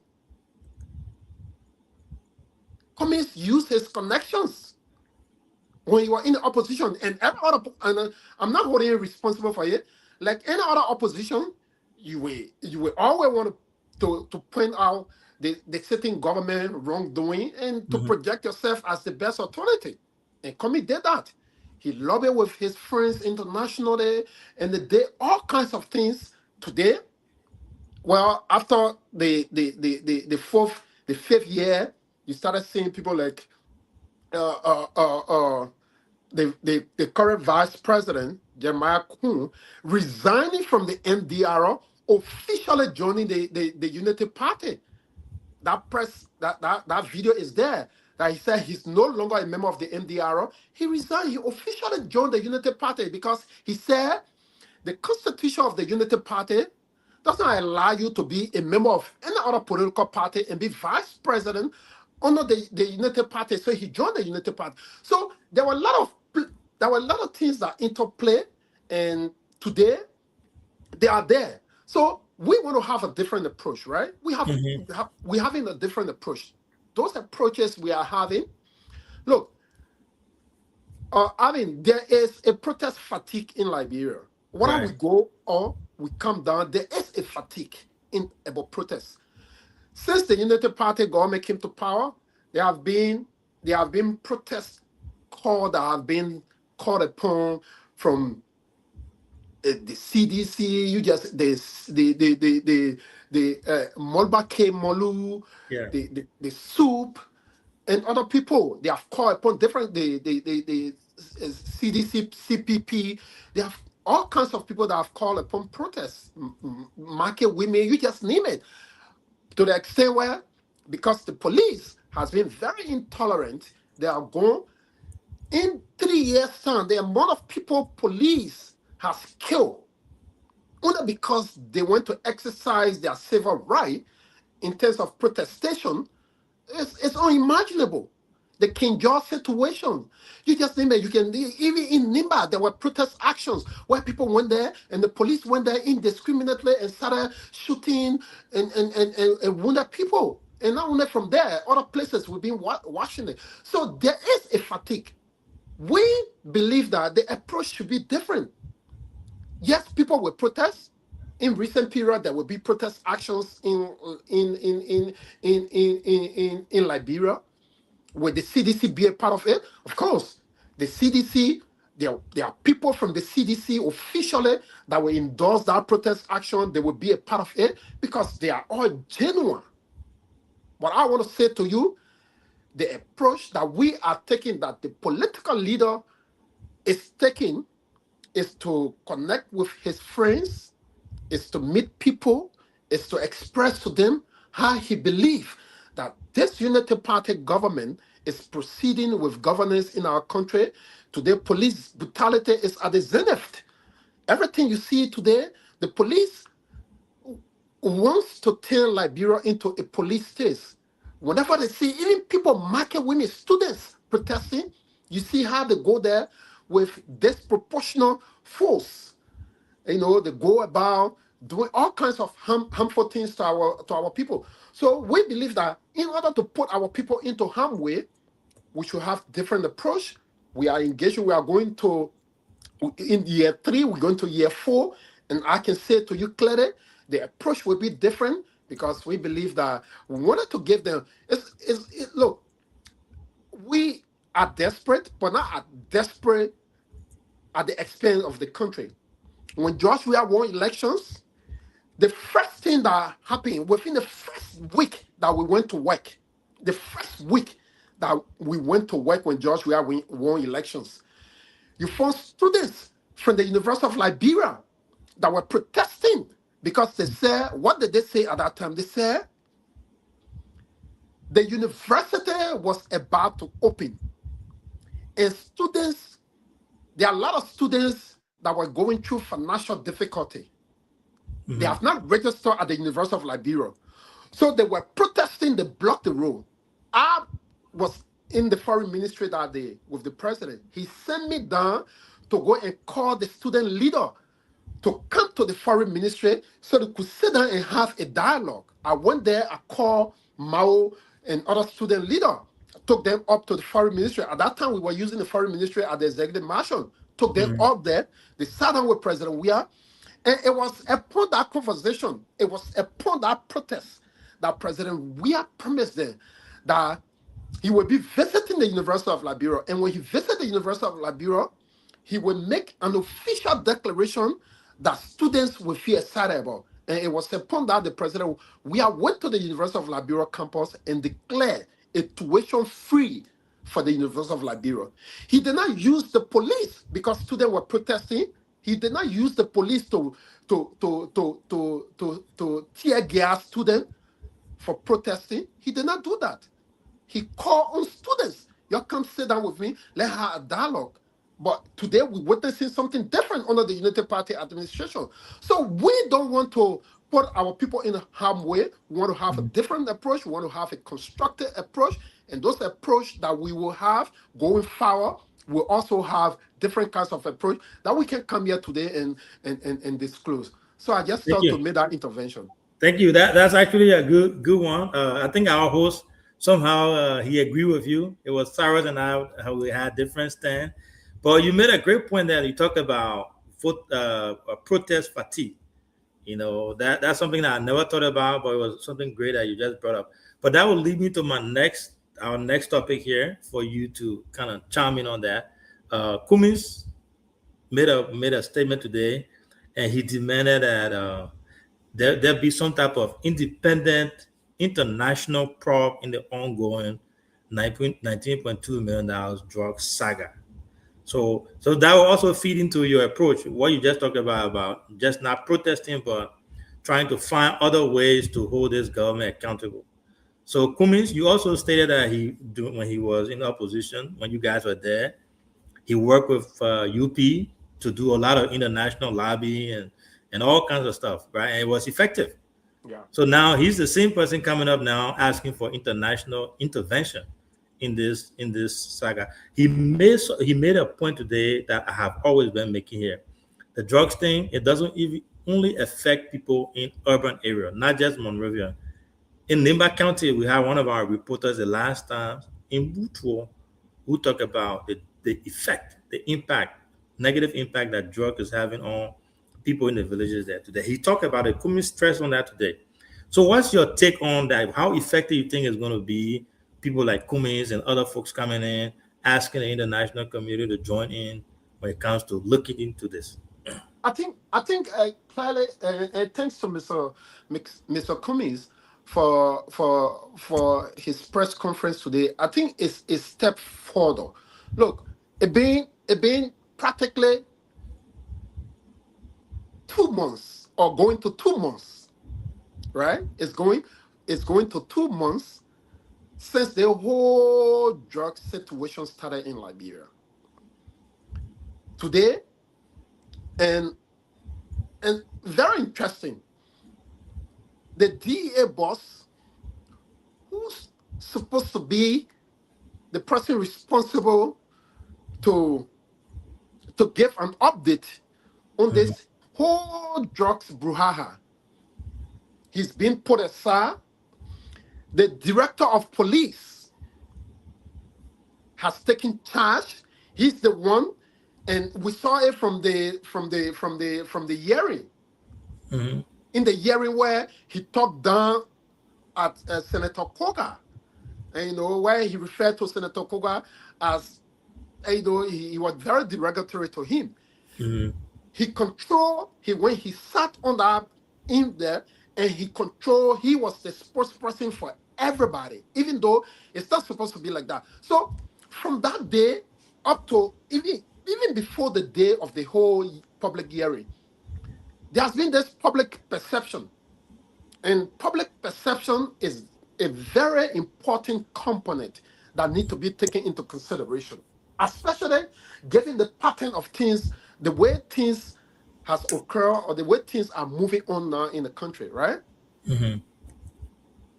There have been government officials, senior government officials that have been accused into this whole drug situation. The police, up to current, we believe in the opposition is still dragging. And Mr. Cummings clearly emphasized that point today. Our political leader, President Josh Manawia, in the CDC anniversary in Grand Juda County, he also laid emphasis on it to the extent where he described Liberia in a way that you also had discussion about. Mm-hmm. And it's clear because, look, if the government is serious, if this government is serious, there is a drug law that will pass. And you follow the Senate hearing. In that drug law, there were very rigid measures that were placed in that drug law. On anybody, your house that they found drugs in, everything about that property should be confiscated. I know the law is very drastic, but have we witnessed that under this 19 million drug situation? The drugs was found in somebody's place. It was found in somebody's place. Who took the drugs to that person's place? Up to now, the government is still hiding that information from the public. They have not said there is nothing clear. There is nothing clear that you, as a media practitioner, that you can hold on to and say, I mean, at least the government has said this, we can hold on to this. Somebody was in America, and through the communication the president sent to the government for a witness protection. That person came today, and the president, they say the charges that were even meted against that person, they are all bailable charges, criminal facilitation. If he is facilitating the criminal, who is the criminal? Who's the criminal? Who is the criminal? They have not said that to all. So that's the reason why I appreciate the likes of Alexander Cummings and other people in the opposition that are deciding to take this a step further. We did an official communication because the drugs was going. They have been using Brussels Airlines. Right. An official communication has been sent to the European Parliament because the Brussels Airlines is a European flight. An official communication has been sent. Other communication has been sent to different locations. Because we want to look. I mean, this drug situation was something that the Unity Party. It was one of their major campaign manifesto. To the extent where they accused President Weah of selling kush. They said that John Weah was selling kush. In fact, to a place they used to bring the kush. Every one of us, we were all accused of selling drugs. Today you come, the drugs not only coming in the country, it is being packaged in the country and shipped out of the country. Liberia is now being used as a hub under the rescue administration. So I must appreciate the likes of Alexander Cummings and all other opposition, my political leader, George Weah, for the stand they are taking in order to make sure that this whole thing is brought to light so we can know who are the people in this whole drug situation so the Liberian people can know the fact. Thank you. And the drugs that we're talking about, not even kush, we're talking about cocaine. We're talking about it's not kush, that's cocaine. Cocaine. Thank you. Kush. Yeah, thank you so much. So we'll let the other guys. I know we got the CDC picking down here tonight. They want to ask you, gentlemen. We'll go to I thought you're having open discussion. Yeah. So since we are having open discussion, let me ask Carrasco here this evening. Okay. Carrasco, welcome to the show. So it's great to have you here. Thank you. First of all, let me say, before you ask my question, I would like to applaud you first for the good job you are doing. To be honest, and we speak a lot behind the scene, and I must say that, look, regardless of the situation, don't be deterred. You know, every good thing got a rough starting. In life, perseverance, I believe in a lot. Perseverance is the hallmark of every great person. Sometimes it can start small, but it will end big. So don't let nothing deter you. Keep doing what you're doing. Thank you. Thank you so much, Chief. I really appreciate it. Now, going to the issue here this evening, one may say the CDC is taking a stand to let the Unity Party people to lead the country the way they want to lead the country. But then your supporters, other young people, will criticize this government. Upon criticism, some of them are considered enemy of the state. Some of them are considered personal enemy. Some of them are even considered not to even have jobs within the country because they are not supporting the government. They are from part of the CDC. So you being leaders, you guys being leaders, sitting back and looking at these things happening, and you're not speaking about it. Job is not given to young people nowadays in Liberia based on merits. It's only given based on political affiliation. One of your partisans here, Cyrus, he just said something here tonight. If the CDC continue on this path, he will go to the Unity Party because he wants to feed his family. What do you have to say about that? Many of the partisans who thinking that the CDC is not doing anything, they will switch to go to the Unity Party. What say you, Chief? I think, and I think Cyrus, well, not only to Cyrus, but everywhere many citizens who believe in the ideology of the party, who believe in the leadership of President Weah, who believe that this man, within 6 years, his work that he did as the president is something that you can see, it is visible everywhere, regardless of the current circumstances, regardless of how they are treating you.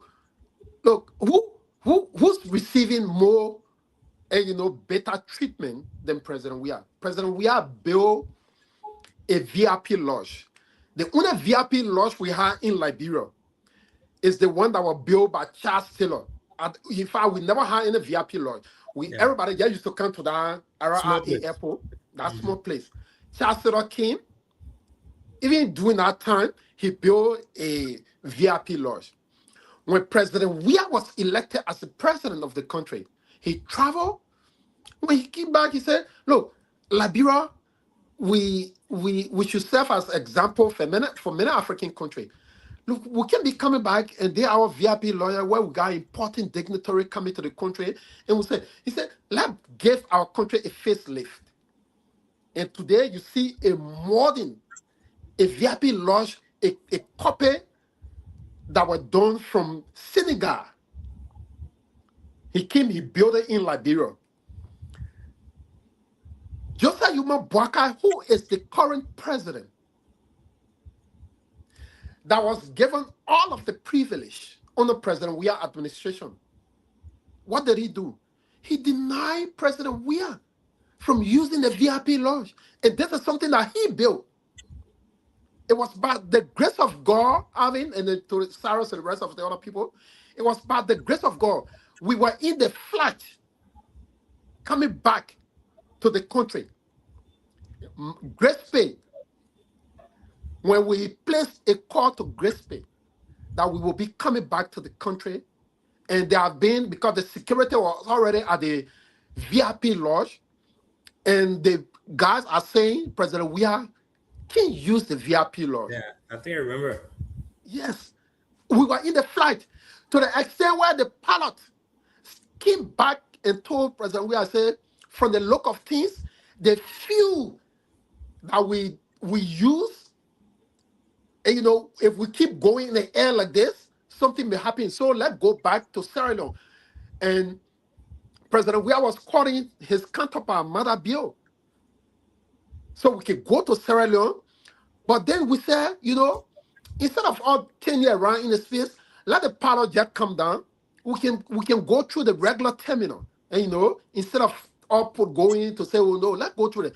And since that time up to today, we've been using the regular terminal. And this is something that he built. So for you as a citizen, if the man who is the leader of the CDC, of the movement, going back to your question, the man who is the leader of the movement, if that man could be subjected to this kind of situation, and he still remain courageous, nobody loves CDC more than George Weah. This man, from the time he formulated this party from 2004 up to current, he has invested a lot in this party, both financial and human capacity. He has done everything. But today he's still there. So what we need to do, Cyrus, is to remain courageous. Look, tough time don't last, but tough people last. regardless of the circumstances that we are going through today, that we've been subjected to under the Unity Party.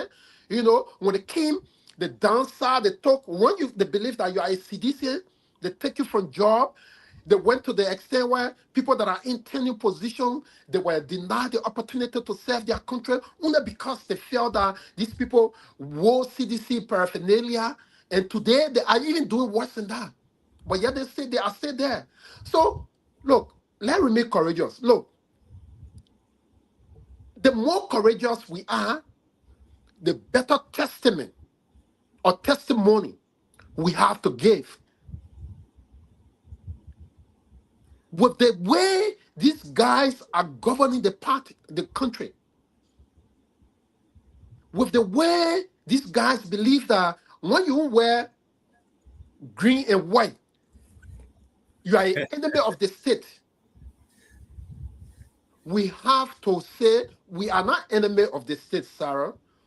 We are people that are patriotic. We are people who love our country. We are people that believe that there must be a, divergence of opinion. We got to stay firm. Tomorrow you could use this as a testimony. Today you see the lack of Garrison Yelu. The man was targeted from his job, from attending positions, only because they said that he was a CDC. Other people who could go about naming them. So we should not be carried away because today is tough and and we'll go away. Look, you living if I know you just saying this, Cyrus, because everybody sometimes that human be business. That human be business. Sometimes we go above our limit, but you hold a better stake in the CDC than you will ever hold in the Unity Party. The people who even form their thing, most of them some of them are pedestrian today. Then you're going around there to what? Then now you part of keke, you'll be right now, Sarah. Every parents feel proud of watching their children excel in their chosen field. JMB was at a private bar to watch his son Tantan perform his music. Unfortunately, some of the same people who will come to clap for this were a few days ago calling President We are all sort of names. Trust me, it's all about the opportunities. Can you speak to this about for us, please, Chief? Today, imagine a president is sitting in a nightclub. Today, Joseph Yuma Baka, the president of the country, is sitting in a nightclub. In the night, he came from Turkey, no resting. He went to the nightclub to go watch his son singing music. Few days ago, when President Weah was watching his son play for the United States of America, play soccer, there were people in the Unity Party today that called for his impeachment. They said, why he must use the country money to go watch his son playing? Why? Today, Joseph Yuma Boakai is using the same country money to go watch his son singing music in the nightclub in the night.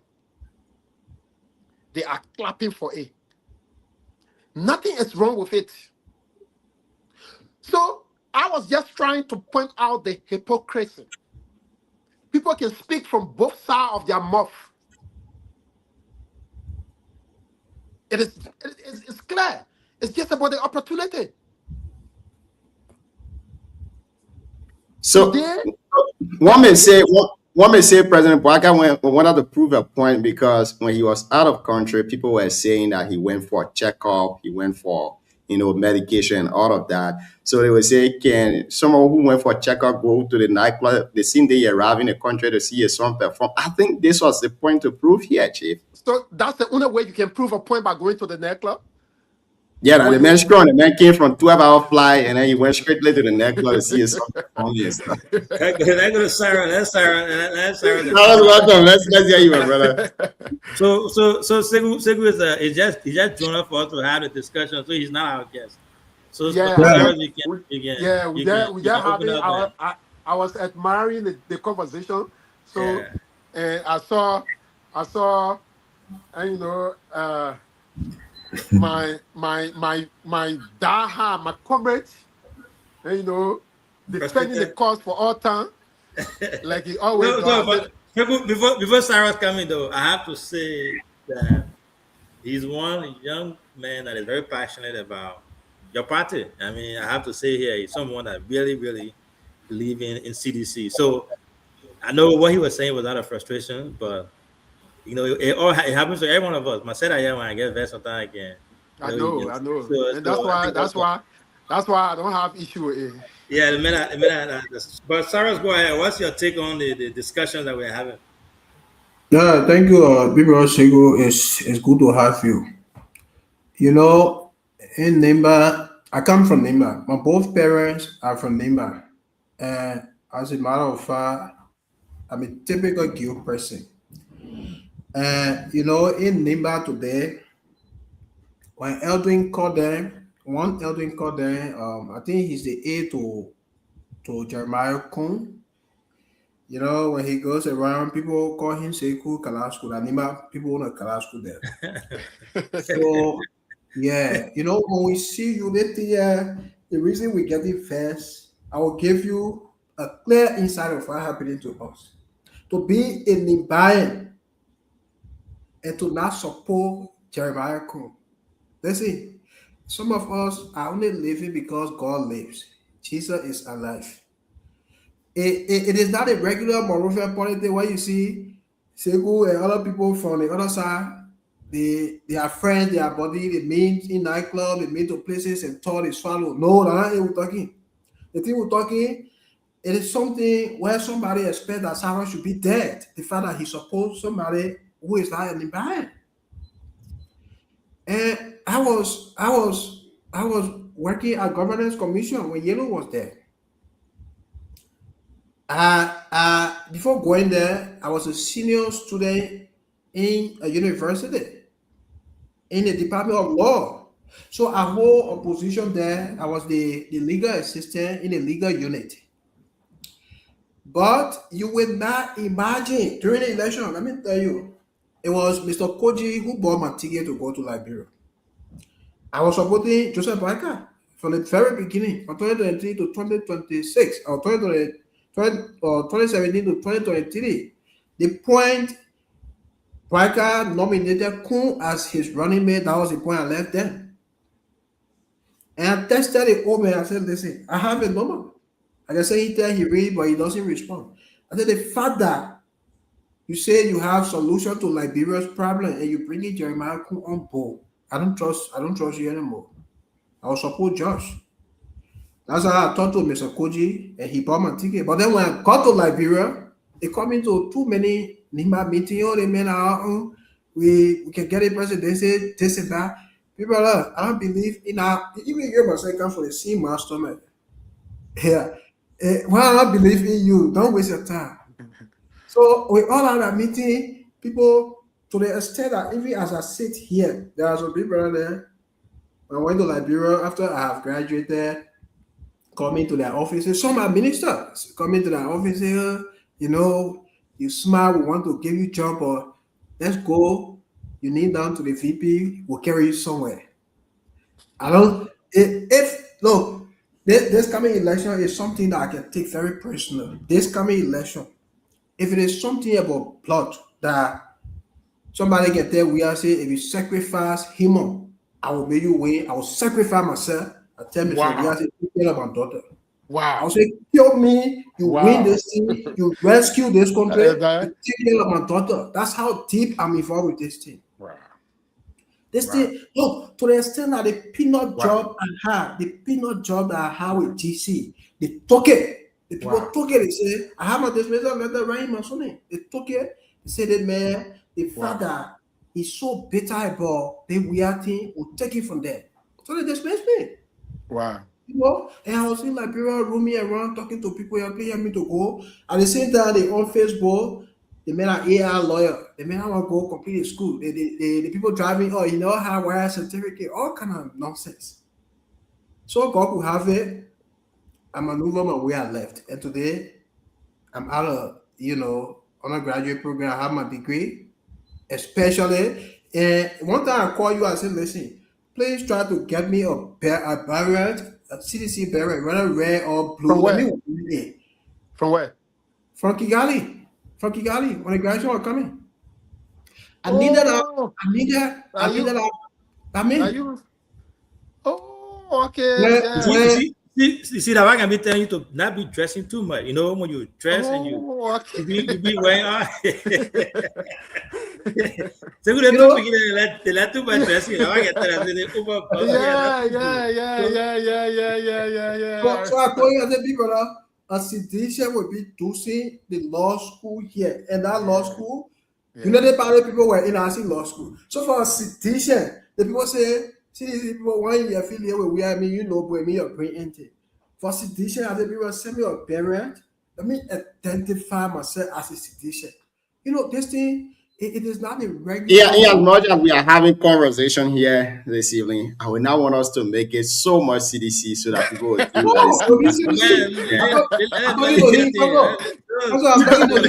As a leader. So, as my own leader, that one, when you see your every corner, you can tell your name. Wait, I come in. The reason why I want to set this premise here is that the way we're giving him the opportunity tonight, he's not saying, Junior, you're a Unity partisan. But when a Unity partisan comes on here, you're funny, right? Hold on. Our last show, the man told me, say, I'm on my way to Unity Party. Yeah, you are with the Unity Party. Yeah, he accused me, say, I'm on my way to Unity Party. So tonight, after the show, I was asking, where am I now? Am I still in Unity Party? You balance tonight, you balance tonight.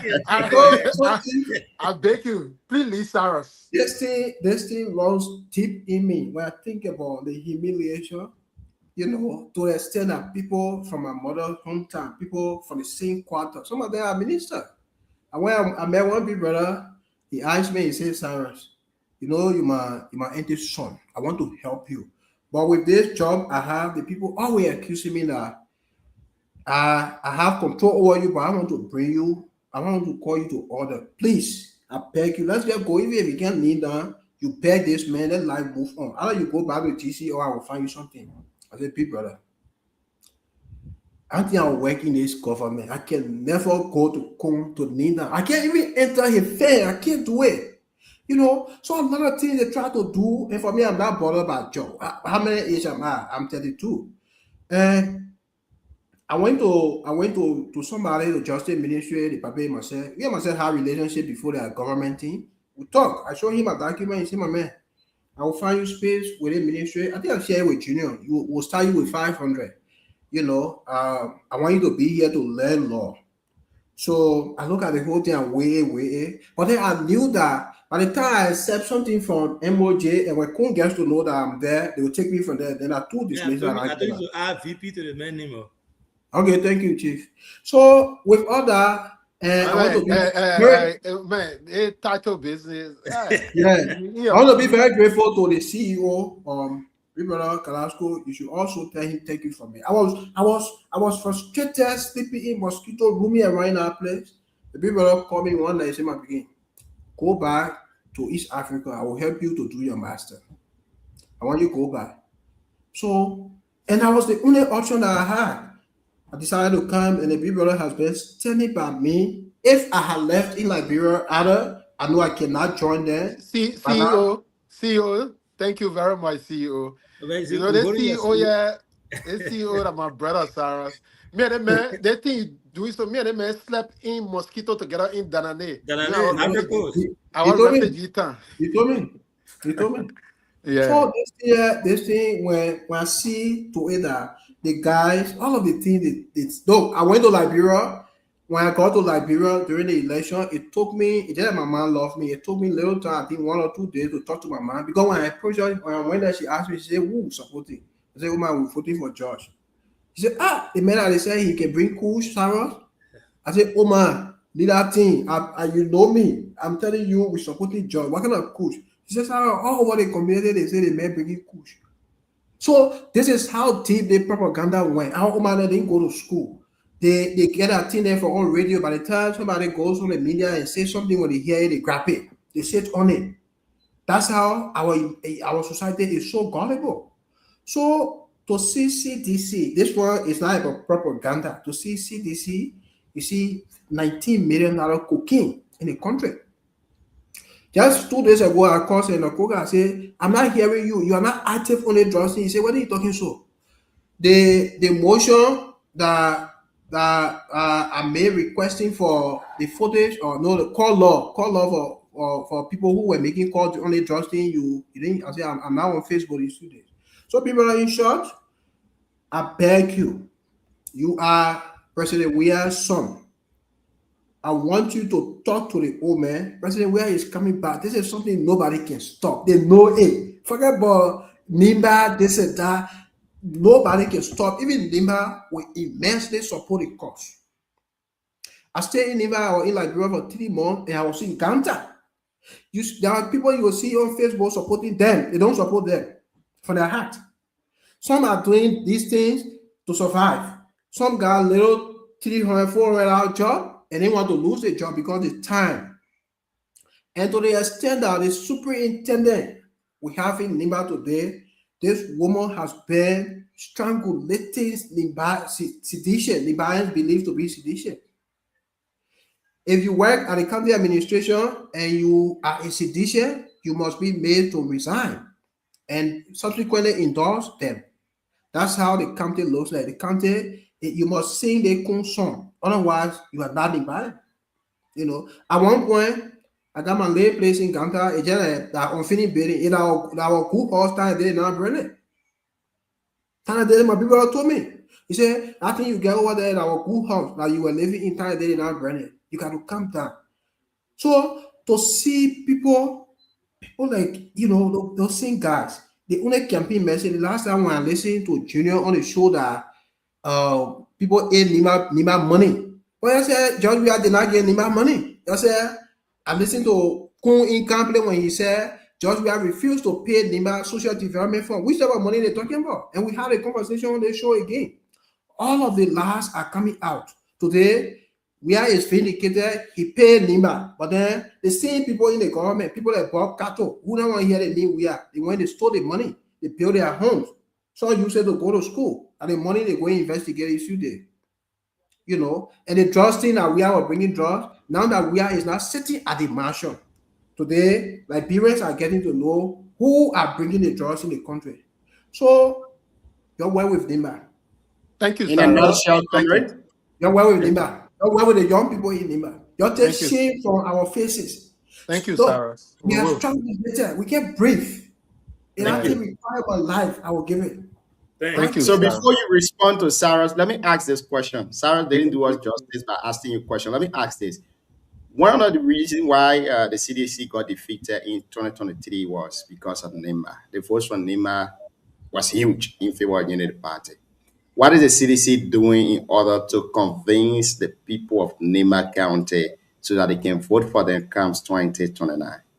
Well, it's obvious. Like Sarah rightfully said, and like I said to you, you know, I follow this program a lot, and I will honestly again say thank you to people like Amma that have dedicated their time in providing information about everything that is happening. Look, you can't take away Josh Weah from Nimba. His mother is from Nimba County. He's not a different person. His mother is from there.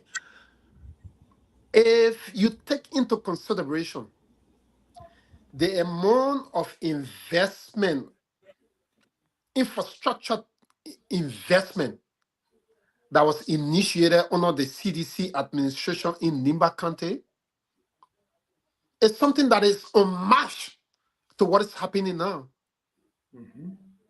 It's unmatched. That not job we need to come say that to the people of Nimba. No. In 3 years' time, there was a massive road infrastructure connections in Nimba. You are in Nimba County. You know, I drove on many occasions in Nimba County. I know for a fact that the people, they were lied to. Let's Sarah saying here, his mother, people went with everything that Joshua was doing, but they infused the minds of the people with lies. And under President Weah administration, he said clearly, he sent a memo to all of the ministry and agency that he don't want to see his minister and government official on social media, on Facebook, as compared to what is happening today, when Kogahan in the senator, somebody from the information ministry will curse. When Amara Kone talk, even though it was Amara Kone and other people that brought them, when they speak today, they will curse them. Musa Belete, they will curse you. They will, anybody. And Joshua said, no, he wanted for his work to do the talking. People were accusing him in the Southeast. Oh, you're concentrating on Nimba too much. You come from Southeast. What is happening in the Southeast? And he said clearly, I can't jump over Nimba and go in Southeast. The baby can start walking from one step. And if I want to connect the Southeast, I must start from Nimba County.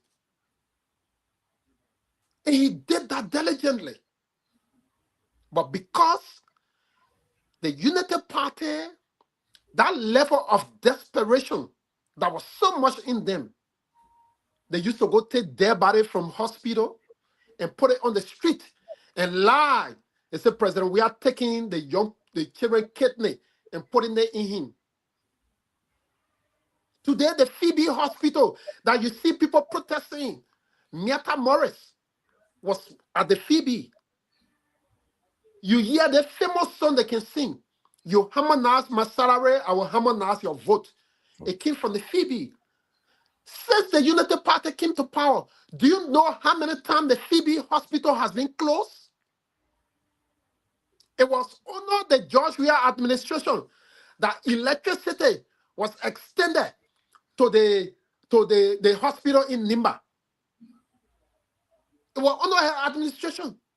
Even Zoga in ban. It was under President Weah administration that those things happen in Nimba County. You can point out it, they are visible. So we want to say this. Look, for President Weah, it's not a practical politician. He's very realistic in everything that he does. When he's involved into something, the kind of person he is, he left for his work to speak for him. That's the kind of person he is. He said, I will do the work will speak for everything that I'm doing. He's not one of these, these people who believe in propaganda. He's not propagandistic. He believes in actual work. And that's what he was doing in Nimba County. He empowered the sons and daughters of Nimba County. It seems like the work of the former president didn't speak for him like he anticipated. So this time around, what are you guys doing in order to make sure that these things he did, maybe the people didn't know that he did those things. So what are you guys doing in order to make those work visible for the people to see them? So that's the reason why we will keep laying emphasis on them. Because look, today I see the proliferations, like thanks to the BKTV. I see the proliferations of media, radio, Facebook, and everything. Look, everything I'm saying here, if it is not factual, they got something to call that one. When people talking this time, everything they say, they can be very good because they get fact check. When you say something that is not true, Check they will, it. I'm yeah, lying. yeah, they will fact check it. So everything that I'm saying here, you are a media man, you in NIMBA, you can check them up. The construction of roads, everything that I'm saying here, you can check them up. The construction, the reconstruction of Charles Freddie School, the school that Kun dedicated in Ganta. Yes. Banha School. John knows those things. Yeah, it is not in my power. It's not in my power to list what the CDC did. It's for us. This is for us to let our people know. Look, Liberia is 170 plus years old. We have existed for a long period of time. We've been through a lot as a country. I know in politics, people will come. People will want to say their candidate. People will say all kinds of things. But I believe strongly it should not be at the detriment of the country, like the Unity Party did.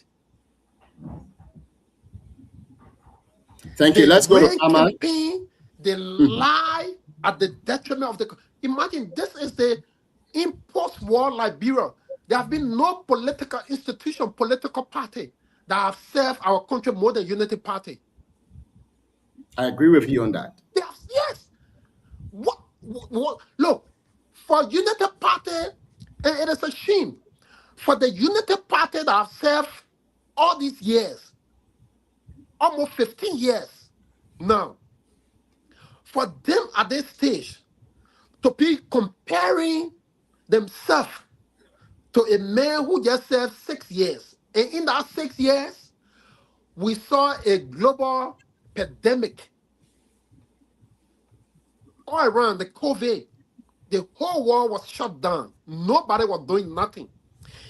Even when the world was shut down, when President Weah was the president, he instructed that 7/7, if even you not go to work due to what was happening, people were still sitting home receiving paid. And Nibakante is no exception to it. Thank you. Nibakante is not only Liberia. There are other places, 15 countries. Every country you go, in 6 years, you will see George Weah him marked there as the president. You will see the CDC him marked there. Every country you go in that period of 2-3 years. In the short period of time, in our country, and you know, like I said, I got fact check.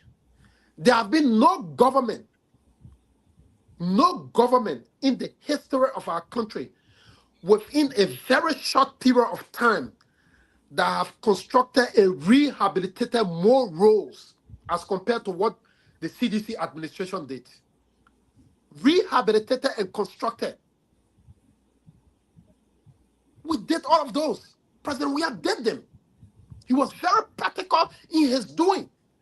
He was very deliberate in what he wanted to do as the president of the country.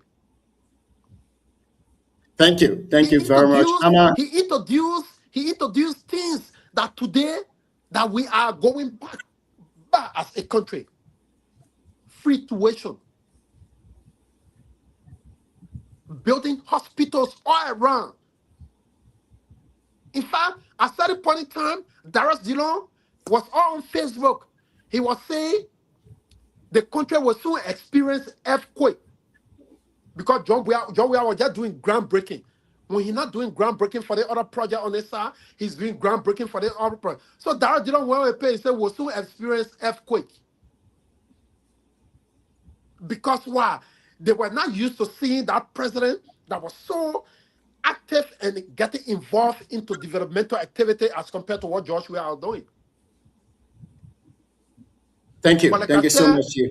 we sat down and we were so concentrated on what we wanted to do and allow the lies to resonate in the ears of the people to the extent where Sarah's own mother in that place could be saying, say Joshua was selling kush. Imagine, that's how far they went. Thank you. Thank you. Thank you so much. You are Again, muted. Are you guys hearing me? You are muted. You are muted. No, we can hear you. You can hear us. You can hear him. No, I can hear you. But you can hear me, right? Yeah, I'm hearing you. So I think it's James from the end there. But you know, I've always stated this before to all, even my CDC friends and everyone else. I've said it. I say one of the disadvantage or one of the things that you guys didn't have before in Nema County that caused you guys was the media presence, right? The lack of communicating and conveying your message yourself, like the way you are doing tonight. People in Nema County hearing it, so it's left with them now to decide.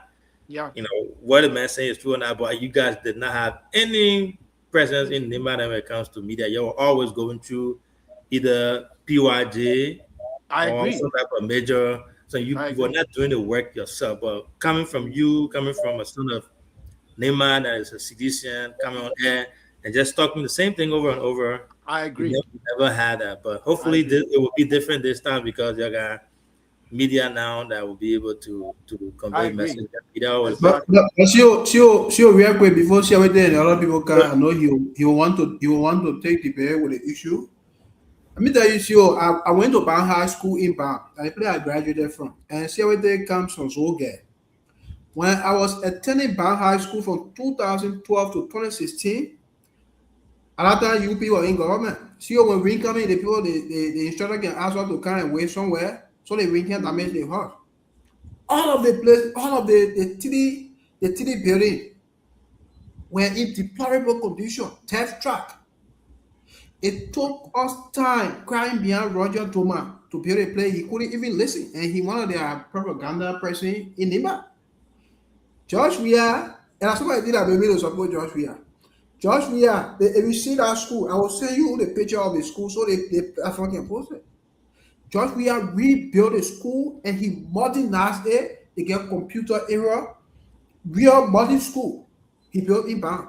But you know what? The school is not yet completed, but Josh Weah left power. And the very people, you know, Ban gave, District number 7 gave Josh Weah 3,000 votes. They gave UP 30,000 votes. But guess what? The project can't end. It stayed to stand still. No money to finish the project. Like they just say they joined Ban today, Josh Weah took it there. So the people never had the information ministry was not effective to take some of these things to our people. Thank you so much. Welcome to the show, Mr. Zogel Sewati Tua. I know you are joining us. So we are having a conversation here tonight. Sekou is not a guest. He's just one of us. He's joined us just to join the conversation. And we're having a really good time here tonight, you know, asking questions and discussing national issues. CDC, I know I see I put your CDC next to your name tonight. We came on the show to demystify some of Zogia then.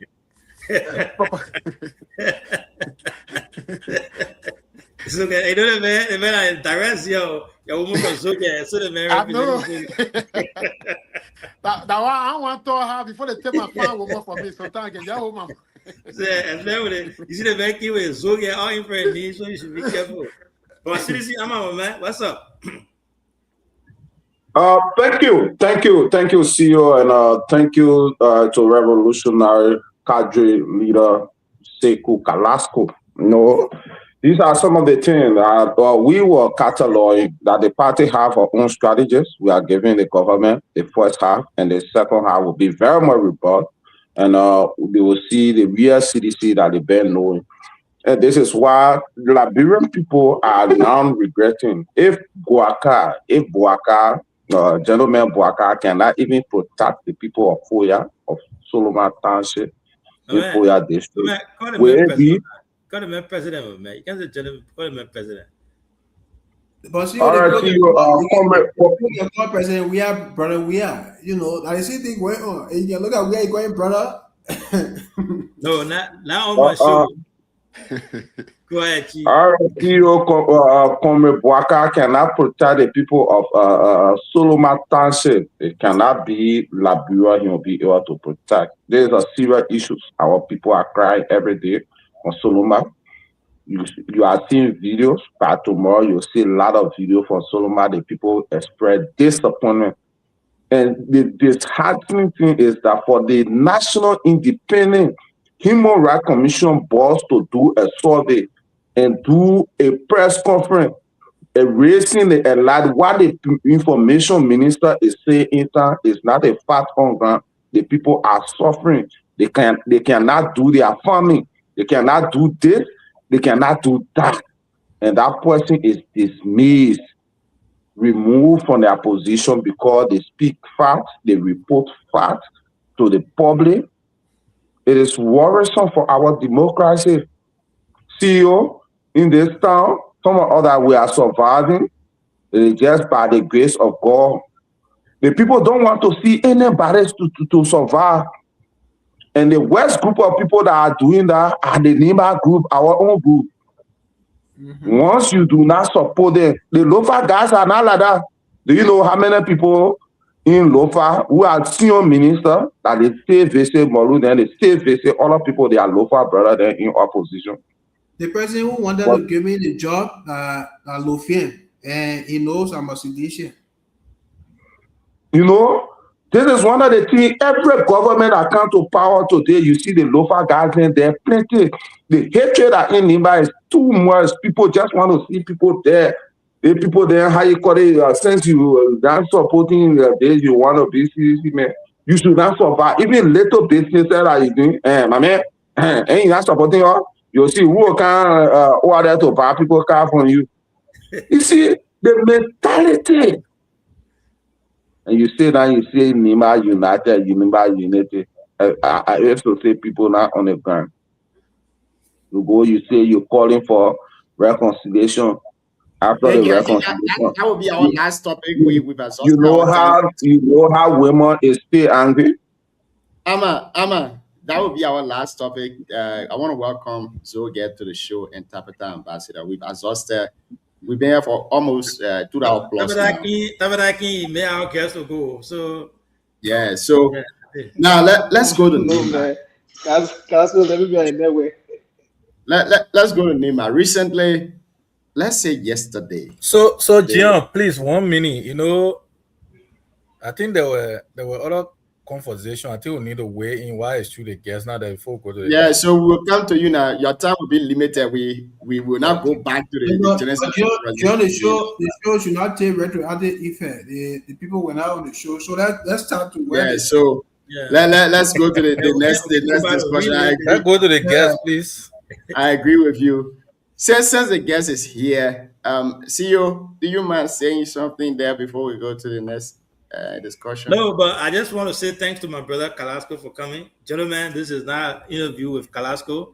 I was here, decided to jump in and just give a little 2 cents. So you can have your discussion. You know, if you have questions for him, fine. But let's continue the discussion. I think you've almost exhausted all the topics, right? So we'll just go to Aman will complete his thought. If Kalasco has any concern or comment, he will make that, and then Sewati, and then we'll limit Sewati and the Tabata Ambassador meantime. Kalasco wife from Soke, Samia Koga from Soke, and Akoi said the law. Thank you. So I'm gonna try to complete your thoughts. So we can. Thank you. Like I was saying, CEO, our democracies, every foundations, every fundamental law to protect our democracies continue to be broken by old man Joe Boaka, President Joe Boaka. And that is terrible for the futures of our democracy. People, for example, people that are young, they were well known to be UP. They left in their tenure positions and they retire honorably. But what is Boaka doing? His own Independent Human Rights Commission chair, Councilor Dexter Brown, did a survey in Solomon, expressive to the Liberian people what the people of Solomon are going through, what they do. is removing, suspended him. He is now going to Supreme Court. Those people have no right for constitutional democracy. You hear one person who having just the degree in nursing. That woman is the Deputy Minister for Administration of Ministry of Health. She wake up, she go sit down with people, how they will hijack election no matter what, they will spend the money. Even if they can't get it, they will get the power by force. People are threatening us in this time, whether you're lucky or not, we'll see election. You're lucky, you're vote for Georgia, we will not get the country back to Georgia. Is that the democracy that our people fought for? If President George Manley, the province of Wia, were very much desperate like this, you think today we'll be sitting down here and be talking about Bouaka is president of Liberia? No. Because this child was destined and born to solve problems, he knew that holding fast to power was definitely going to destroy the image of Liberia. He said, let me solve this problem. Take your country, lead the people, and the entire thing, the entire trust and confidence invested in the entire UP administration have turned to total disappointment. Look at the Western Bill. Leaders of the Western Bill, everybody in the countries are kind of like enemy to the people. When senators, legislators speak, they go about insult them. They insult them. Till today, our people in Cape Mount have turned to a dead zone. People just get missing. Police don't launch any investigation. I have one of the girls on my platform, my podcast. In this 1 year in Grand Cape Mount, Robertsport, 5 persons have gotten missing in Robertsport. They can't find their body. Then we say we're having police homicide division responsible for murder cases. Those people are getting taxpayer money. Today we have Guinea sitting down, still harassing over 4,000 families there. They cannot do their farming. People that haven't been in local social club in Lofa, they are transporting their money to Monrovia. Do you understand the economic challenges that it will go on our people? President Bouaka don't care. He reached on Radio France. They asked him, he said, me and the man had conversation. The man was asking me about the border issue. Asking you, is he not aware that his soldiers are there? Thank you. So, the failure of this administration is clear to the Liberian people and President, we are coming to power 2029. It's just a matter of time. It's just a matter of time. The people are disappointed, the Liberian people, and the Liberian people are definitely angry with this ruthless and careless administration. CDC, thank you so much, Chief. Thank you. We gotta wrap it up. You know, you are in your CDC. I don't know something now to rear fire to that, and I totally understand the passion. Thank you so much for that. We will, Sikwe, if you got anything to say to that, we can let you say it. If not, we'll go to this Zoga man to see. Yeah, I just wanted to say this to look, and you know, I mean, like I said, I think it's very important this platform, if that I be a regular participant on this platform.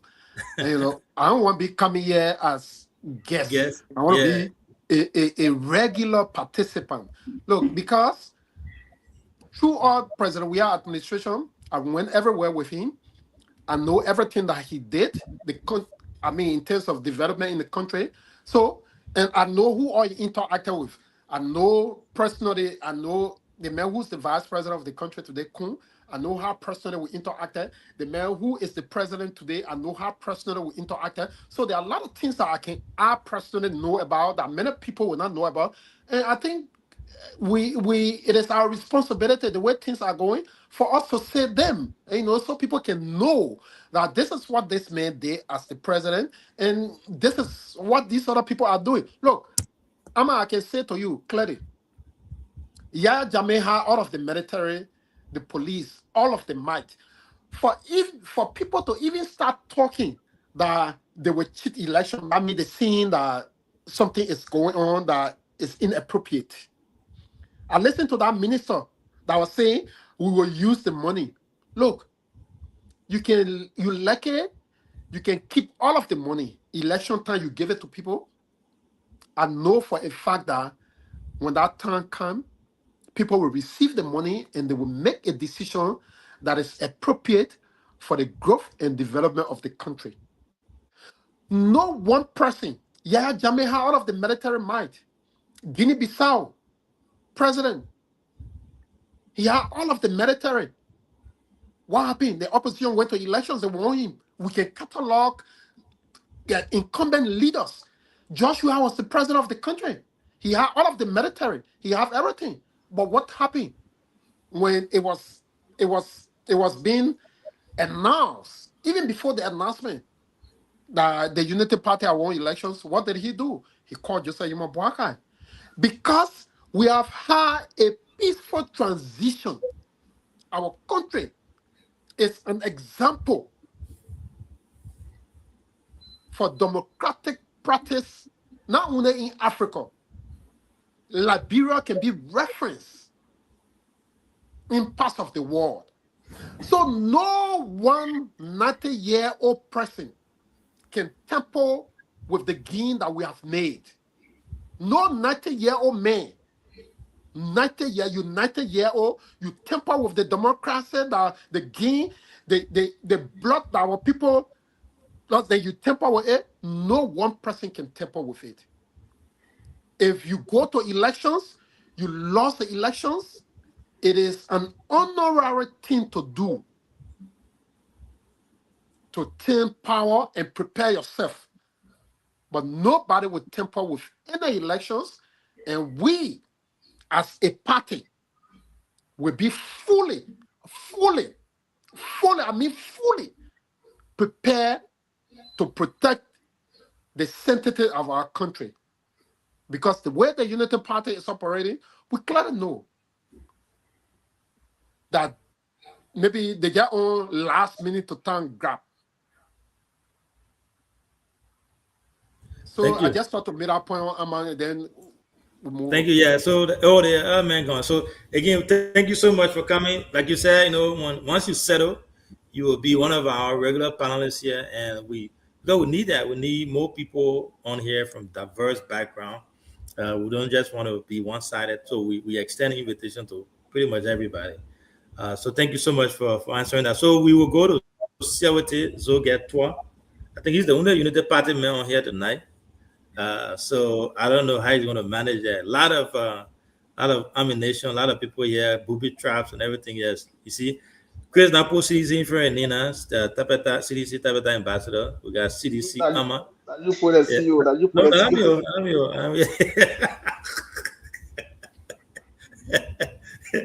Send it over to you, man. Yeah, good evening, CEO, and good evening to Zia. We're not hearing you. Did I hear you, man? Yeah. I think if you're log out and log back and let's see. The rest not getting me? I'm not hearing. We can hear you. He can hear you. So for his sake, just log out and log back in. Wow. Okay. Yeah. We'll get you time.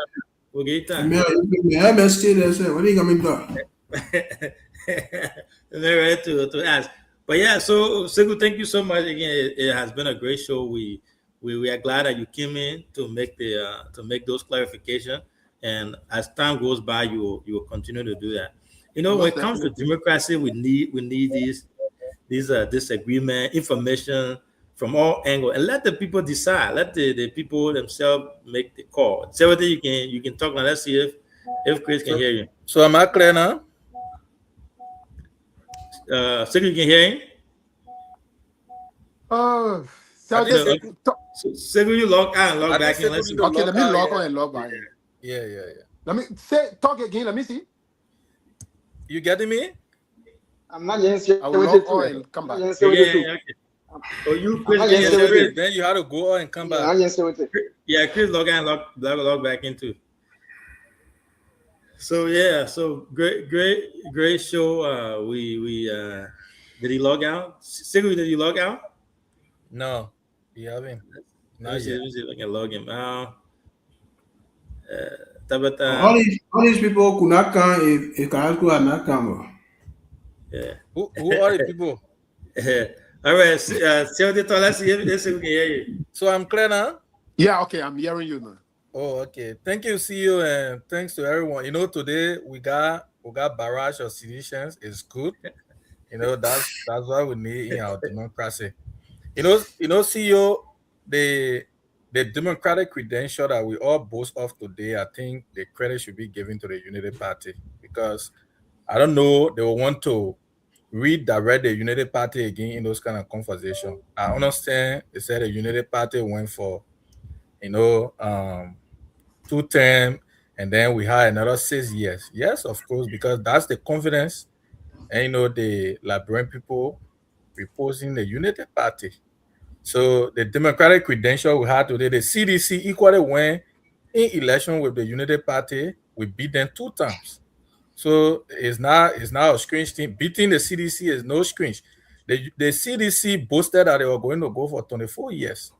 CEO, the conversation is very good, because I think Carrasco they need to wake up from the bed now, because the Unity Party, we can assure you that the Unity Party will go again for 2nd term. From the record, we don't go 1 term. But I just wanted to sharpen some few contradictions that I listened to my brother Carrasco. Government is continuity. Administration, once government, when people raise on the argument about, oh, the government did this, so what's the responsibility of a government? The first thing, when the Unity Party was leaving power in 2017, when Manaseri was leaving, they rode from Banga to Salahi. Former President Weah, then as a senator, we saw that he accompanied the Madam. There are a series of projects that the CDC inherited from the Unity Party. We got the Somalia Drive, we got the Banga to Salahi, we got the Banga Voyaman Foya rehabilitation, we also got the Ganta Yekepa, and all these things. Most of these things were even formulated by the Unity Party government. So when you see the CDC come and try to boast about road projects as if the Unity Party, most of these things was inherited by it was formulated by the CDC. Agreement were made. But the difference between the CDC and the Unity Party is that the Unity Party will not go to get Iboma loan. The Unity Party will not bring our country to public disrepute, where people will be arguing about 16 billion, 29 billion, and people doing mob or SSR through 25 million to money changer today. There's no record of that.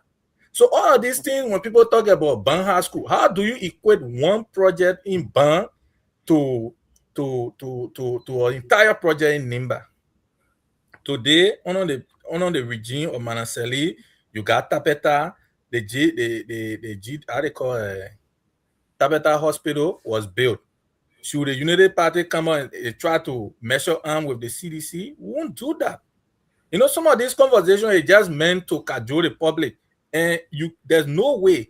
Under this Unity Party government, they are not screens thing. People try to talk about rule of law. Who's discussing rule of law today?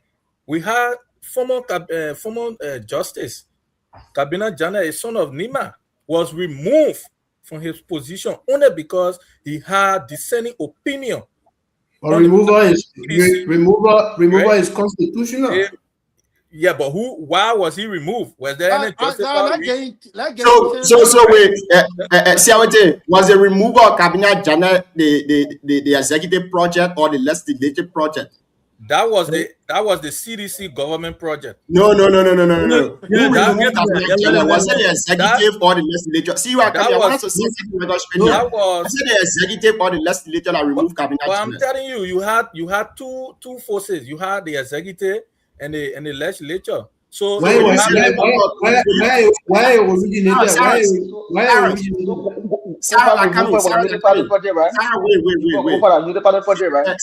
I beg you, we want to say something straight. See, when you say that the removal of the former speaker, when you say that the removal of the former speaker was also initiated by the executive?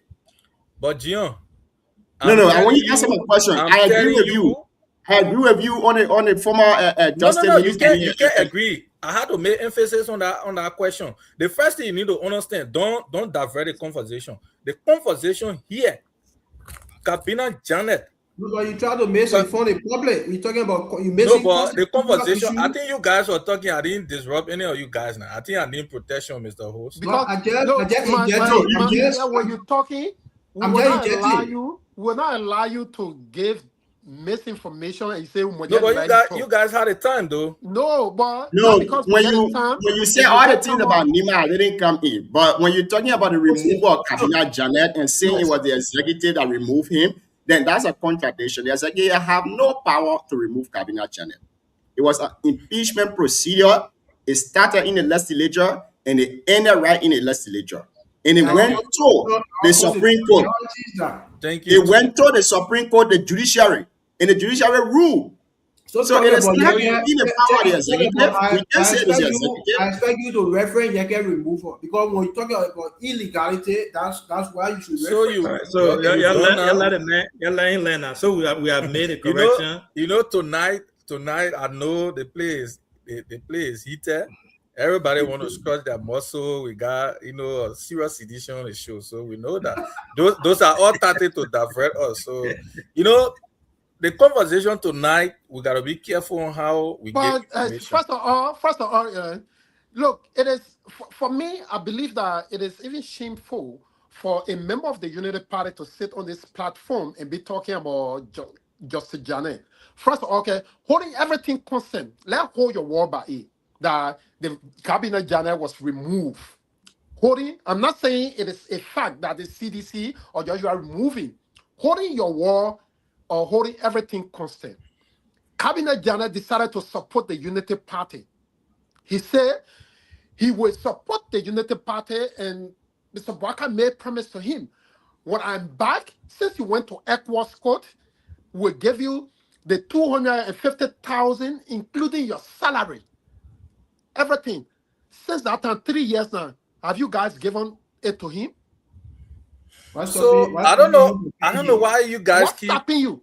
I don't know. So the point now, these are all tactics to divert the conversation. But what's so let me first lay when you start giving you the information you gave about the Lofa Road project, say, oh, John Weah went. It was under the George Weah administration when the Arab Development Bank provided the funding for the extension of the road.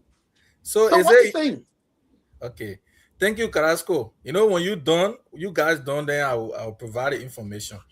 When I listen to you guys talking about rule of law, that's where Cabinet issue came in, because the government at the time, you guys cannot provide reason why Cabinet Janet was removed. The only reason the government cannot give reason because it's not the government that removed Cabinet. So that's the point I'm trying to say tonight. Listen, you guys keep hijacking this conversation. Let me learn my thought. Maybe you can have, All right. So I don't want to divert the conversation because we want the public to consume the lies. We want you to be that the CT we say that the reason why I will be on the show because we can't continue to allow people to give disinformation. The conversation, the necessary checkpoint. The conversation. Why you will not experience from the Unity Party is, like I said, we will not distribute 25 million to money changers on the street. That's another misinformation. Samuel Tuer was accused. The Unity Party will not get involved. Samuel Tuer was accused by the Unity Party that he put money in the car trunk. What's about the 16 billion issue? Your information minister Eugene Nangbe alluded to it on BBC. Can you bring that proof? But he was a spokesperson. I challenge you tomorrow, because of you will bring that proof that Eugene Nangbe said 16 billion got missing from the government. I challenge you. We can produce that recording. Thank you. For the sanctity of this program, for the sanctity of this But show. you are aware, Carrasco? No, I'm not aware. No, I'm not aware. I'm not aware. For the sanctity of this show, and I'm appealing to the host, and I'm appealing to Alvin. Tomorrow, if you provide the information that Eugene Nangbe went on radio, on the VOA or BBC and said 16 billion got missing from the government, I promise you He that. alluded to that. Well, that man fulfill promise now. Yeah, but it's a challenge, right? I say I will provide a recording. So That's what You provide tomorrow. the reason You provide Say- tomorrow. So what the man saying? That's what Your ski flight was saying, I promise you. You provide. if You provide that, tomorrow. that's why I'm saying I will provide in due course. Which one called due course now? But you No, want a there are recording people, now? it does not You exist. want a It recording? exists. I cannot tell you tomorrow. And now but on the dress, recording why should I was be just- put on? I The say recording it's was You just look at like the that time. thought. You can get it You tomorrow. buy time, you I get it will, for I them. will You buy time. produce that recording. Or you're going the United Party, the Green Barrel chat room to get it from there, or they will So doctor it. CEO, you It know, exists. the guys, they are hijacking the conversation tonight. But for us, we are trained to that. The United Party, like I said, we will not, some of the reason the CDC lost today, is very clear today. The manifestation of last. Government is continuity. So when Sekou come and say, CDC construct, so what was the role of the government?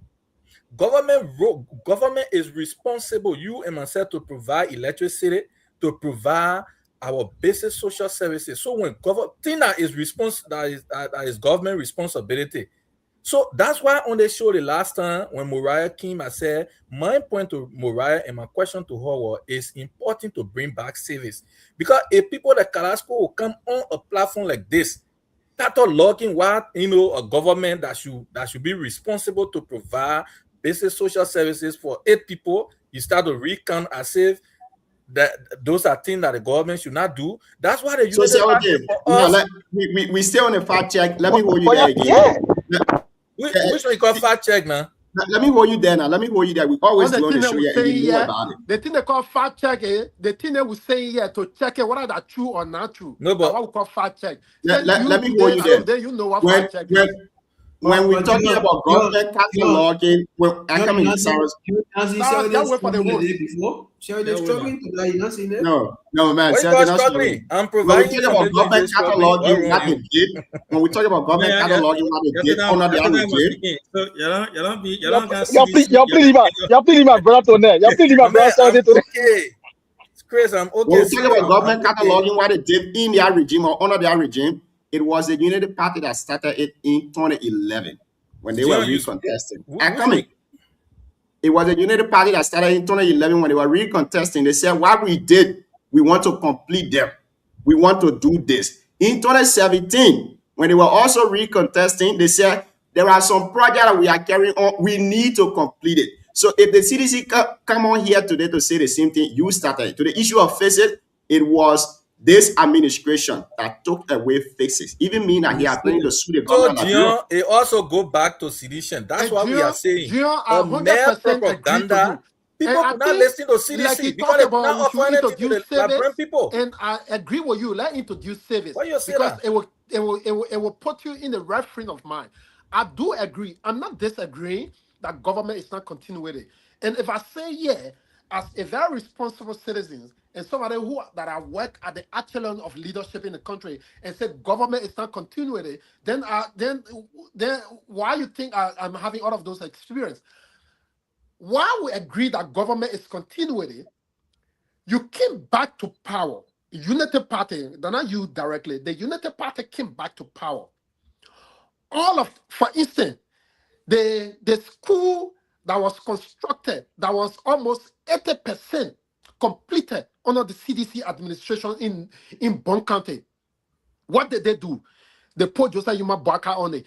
When they went for the delegation, did they mention that it started under the CDC administration? In Kakatan, in Magibi, the place I come from, that similar project was initiated there. To the extent where there was a heavy stone. I know the girls were vexed because they put Joseph Yuma Boakai name on the plaque. The stone came and uprooted that whole plaque and tear a knee from there because they did not mention that this project started under this. So you can be speaking, like I said initially, we can speak from the both sides of our mouth. On the side, you're saying different thing, then on the side, something else coming from there. I do agree. So if this thing started on, look, the Japan freeway that you mentioned, President, we are acknowledged. In fact, when the project was being dedicated, President, we are called Ellen Johnson Sirleaf because that project started under her administration. When President Weah was dedicating the ministerial complex, to the extent where he named the ministerial complex after Ellen Johnson Sirleaf, it started under her administration and ended under President Weah administration. He called her to do the dedication. The RIA, the airport, it started under Ellen Johnson Sirleaf administration and ended under President Weah administration. When he was doing the dedication, he called on President Sirleaf. I can catalog you projects that started under the Unity Party administration, and when it was completed under the CDC administration, it was due for the recognized by the president to the extent why he called on Ellen Johnson. So what are you saying here? So thank you, Carrasco. You know, for me, I'm not deterred by all these things. I think to so just try so to, how many try to minutes I got? conclude. Because every time I come to Yeah, speak, so Sidisha, yeah. I can You get 30 Go ahead, seconds please. because you're not saying Thank anything you. here. You get 30 seconds. try to So, complete your thought there. So we can you move know, on. CEO and Saros, I don't know, the new CDC man, because I think I heard he contesting in Fargo, so I think he's a new converted citizen. So, Not Fargo, but contesting United States of America will be the Deputy Secretary for Administration. my man, Fargo now in America, what the issue? So, Fargo, CEO, but the you know, diaspora. okay, diaspora citizen, welcome. So, you know, all these things is good to provide this information. Is very good. I think it's better that Carrasco make sure and be on this platform, like he said, it will be a very good debate. But as far as governance is concerned, and to my recollection, and everyone on this platform, the Unity Party will not in any way rule like the CDC. That's why when the Unity Party rule, we get the confidence, Because we are the better than the mantle of Unity the Party. people. The seditionists, the last time I checked, when the former maritime boss who was campaign, one of the campaign manager, when he said, when we win the election, no sedition will work in our government. He's now on recording as well. He's on recording. You know, all these things happen. People made a lot of statements around during election, after election. Those were reasons why it used to see the deaths of auditors. Today, go to GSC. There are a lot of other reports, even against the government. Why Against institution. People are working freely. So But who are the auditors? Who are the auditors? But they say auditors, GSC. Who are the- GSC is an independent. I mean, audit who are commission. the auditors that you said that died? But CDC is on record. A lot of Pate Yinswa, even the two guys the two workers from LRA, they were auditors that died in the car on the street. Were they auditors? Who are Pate Yinswa? Were they, no, don't run away from it. I said people from auditor. LRA, were they auditor? I said, who is Pate Yinswa? How did he die? You started with LRA. You said people from LRA.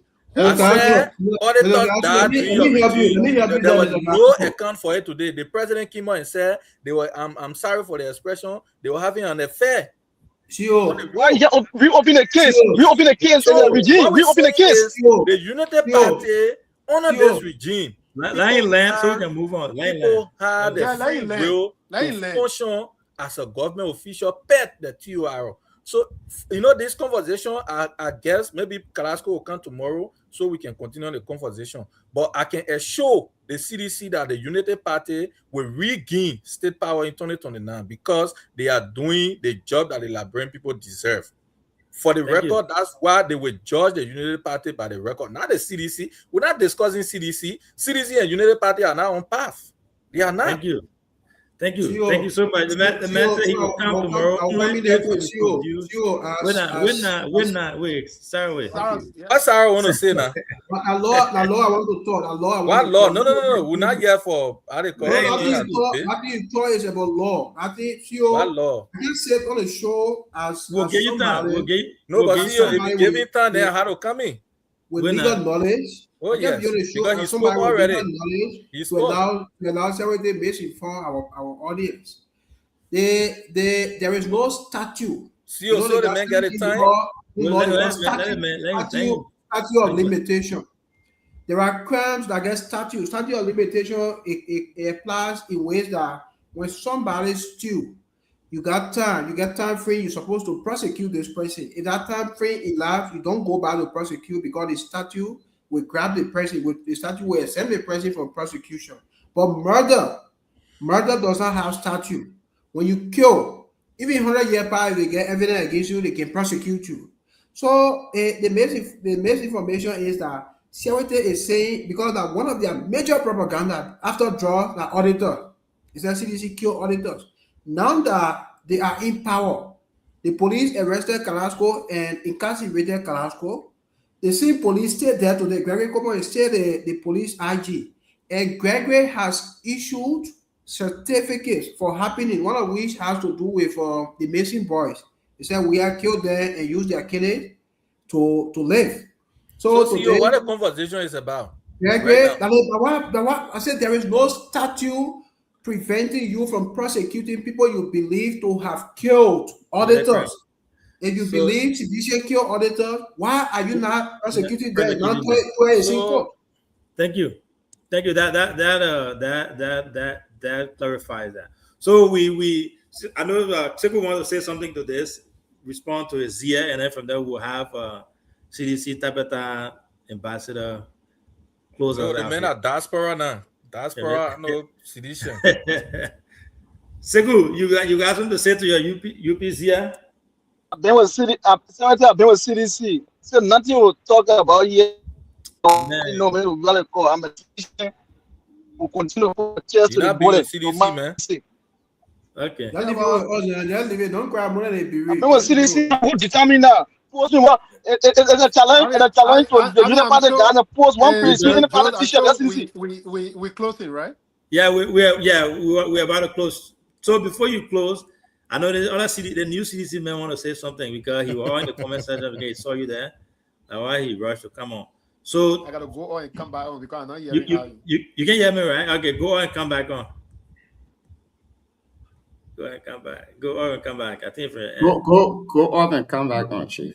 For sure to be making grave allegations. So Chris, Chris, can you hear me? A veteran. Chris, you can hear me? A man who went to a foreign school. You don't talk and see if Chris can hear you. Chris having his own network issue. Yeah, I mean, Jackie on the show to can't ask the CDC question, but he's having issues. We want Carrasco to leave us here. Chris, you can hear me? Yeah, I can see you. All right, mute yourself. We'll give you 1 minute. Say what you want to say, so our newest panelists can take a lead. Thank you. I will ask another 1 minute only because I've been listening to other people's polling. Go ahead. You say you cadre, but you don't even know how to make use of it. No. Seriously, you know, part of the thing. Oh, I bet you. Yeah, thank you, CEO, and let me say thank you to Comrade Carrasco for coming. You know, this is why it's good for us to be on this kind of platform to debunk some of this information. Just I've been based on my campaign for the past 3 weeks. I'm contesting as the Secretary for Administration for CDC USA. You pay for that advertisement. Tough thing for me for the past 3 weeks. But however, these are things that were said before in NIMBA.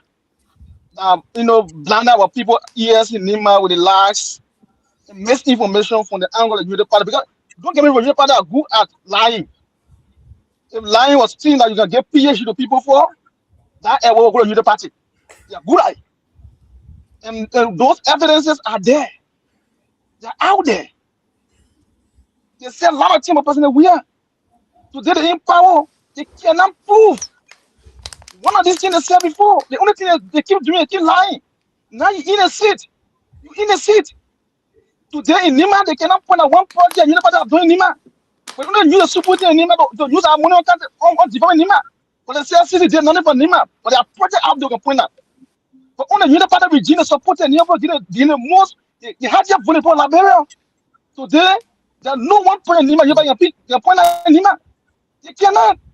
When they will come to the point and say, oh, because they want to preach that common politics in Nima, just a man about And some of us, we are graduated at stage.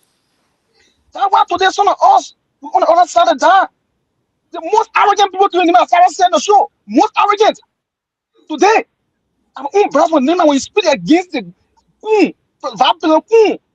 you speak against the government or can't after the parents, when you show the parents, and some of us today they are laughing, we are deceiving. That the kind of democracy that they have created. Yesterday, they said the West was citizen yesterday. We never argue with them. They were saying our friends, we don't go to the commercial eat together. We never make enemy for them.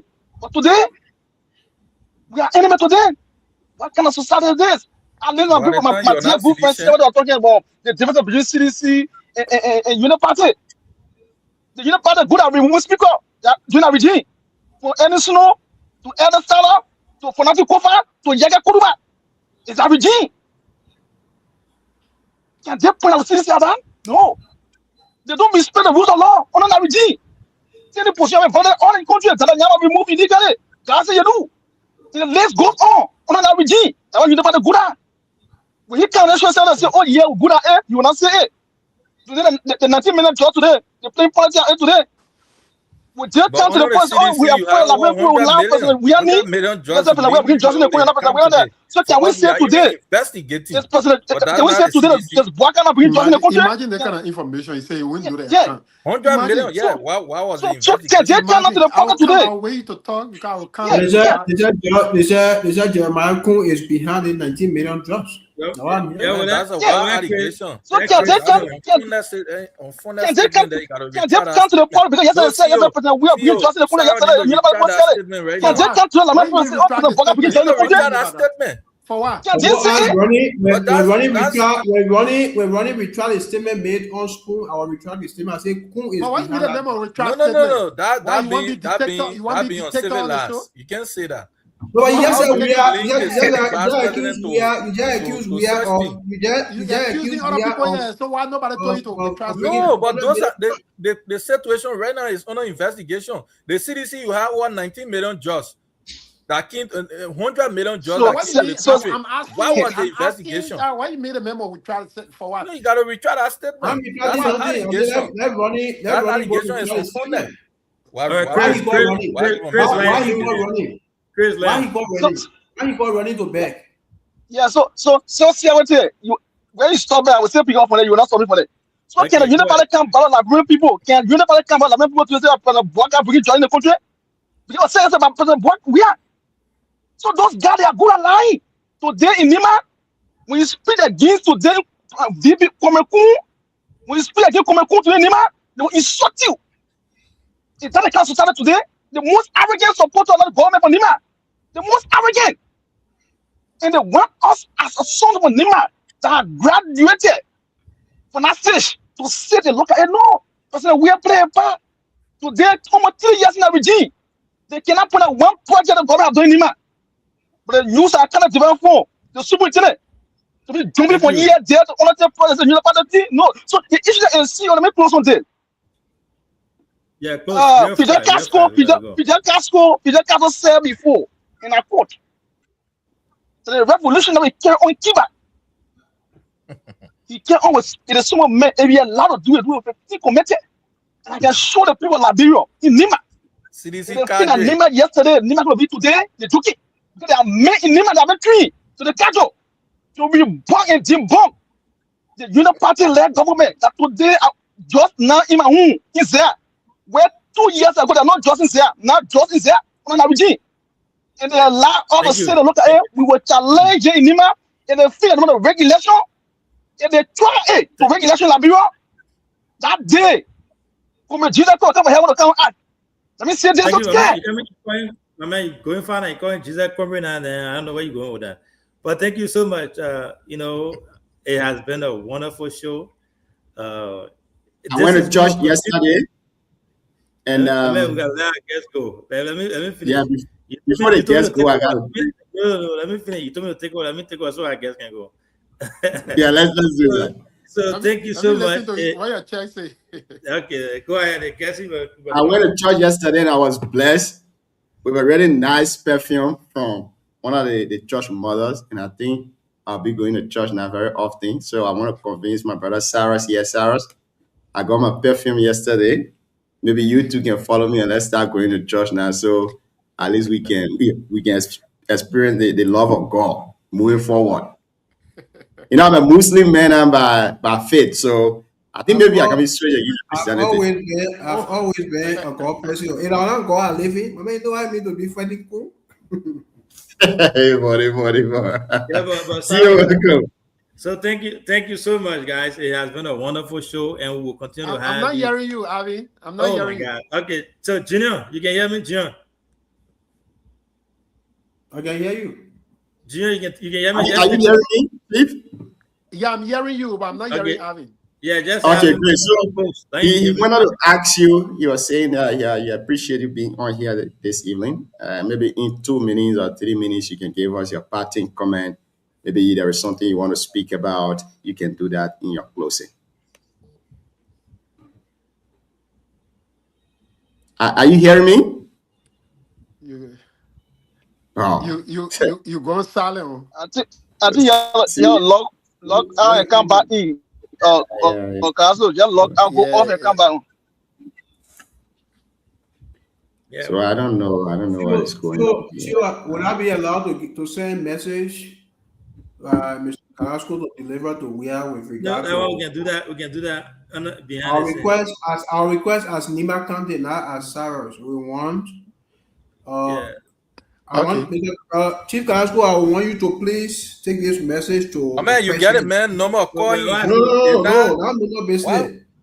We want the president to work with you Nima. Speaking your capacity as who? We want Nima, as George we are supporter, as a Taha supporter. I want you to lead the TSA so we can prosecute you. I want to go to Ministry of Justice so we can prosecute you there. Oh, man, you're not here to say your job in there. Call it, man. Yeah. So we'll talk behind the scene. Why were you? Yeah. Thank you so much. For all the not down, the future will come from Nima. We want to work with Nima, and we had a strategy. Strategy worry. Thank you. Worry on what? I worry on CDC. I never Thank you so much. My brother Sekou, I know it's been a great show. Just talk to the people, give us your parting statement in 2 or 3 minutes, and we'll look forward to having you on here again as usual. Thank you, and thanks so kindly to the institution for the opportunity provided me and many other Liberians. Like I said, the proliferations of media entity in Liberia is something that we can't overly emphasize how important it is, because I'm sure if we have this level of media engagement in the 80s, and we ain't coming go to war, because everybody will come and say what they believe is appropriate. We're all under the guardians of our laws. And nobody will feel agitated to go in a Butuo or Kample to go take our arm. And we'll all voice our opinion. So thank you for providing me the opportunity. And like I said, trust me, and it's important because imagine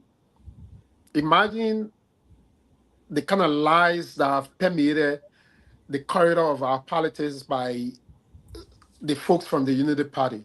And, evidenced by some of the things my in-law have said here today.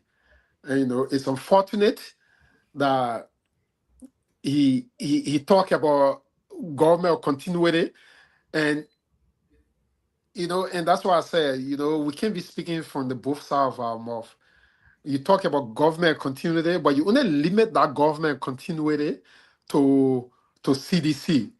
But so that responsibility is only with the CDC, but the Unity Party is exempted from the issue of government continuity because there are projects that have been dedicated today in their numbers that was started under the CDC administration, but there have been no single, aside from the LEC managing director,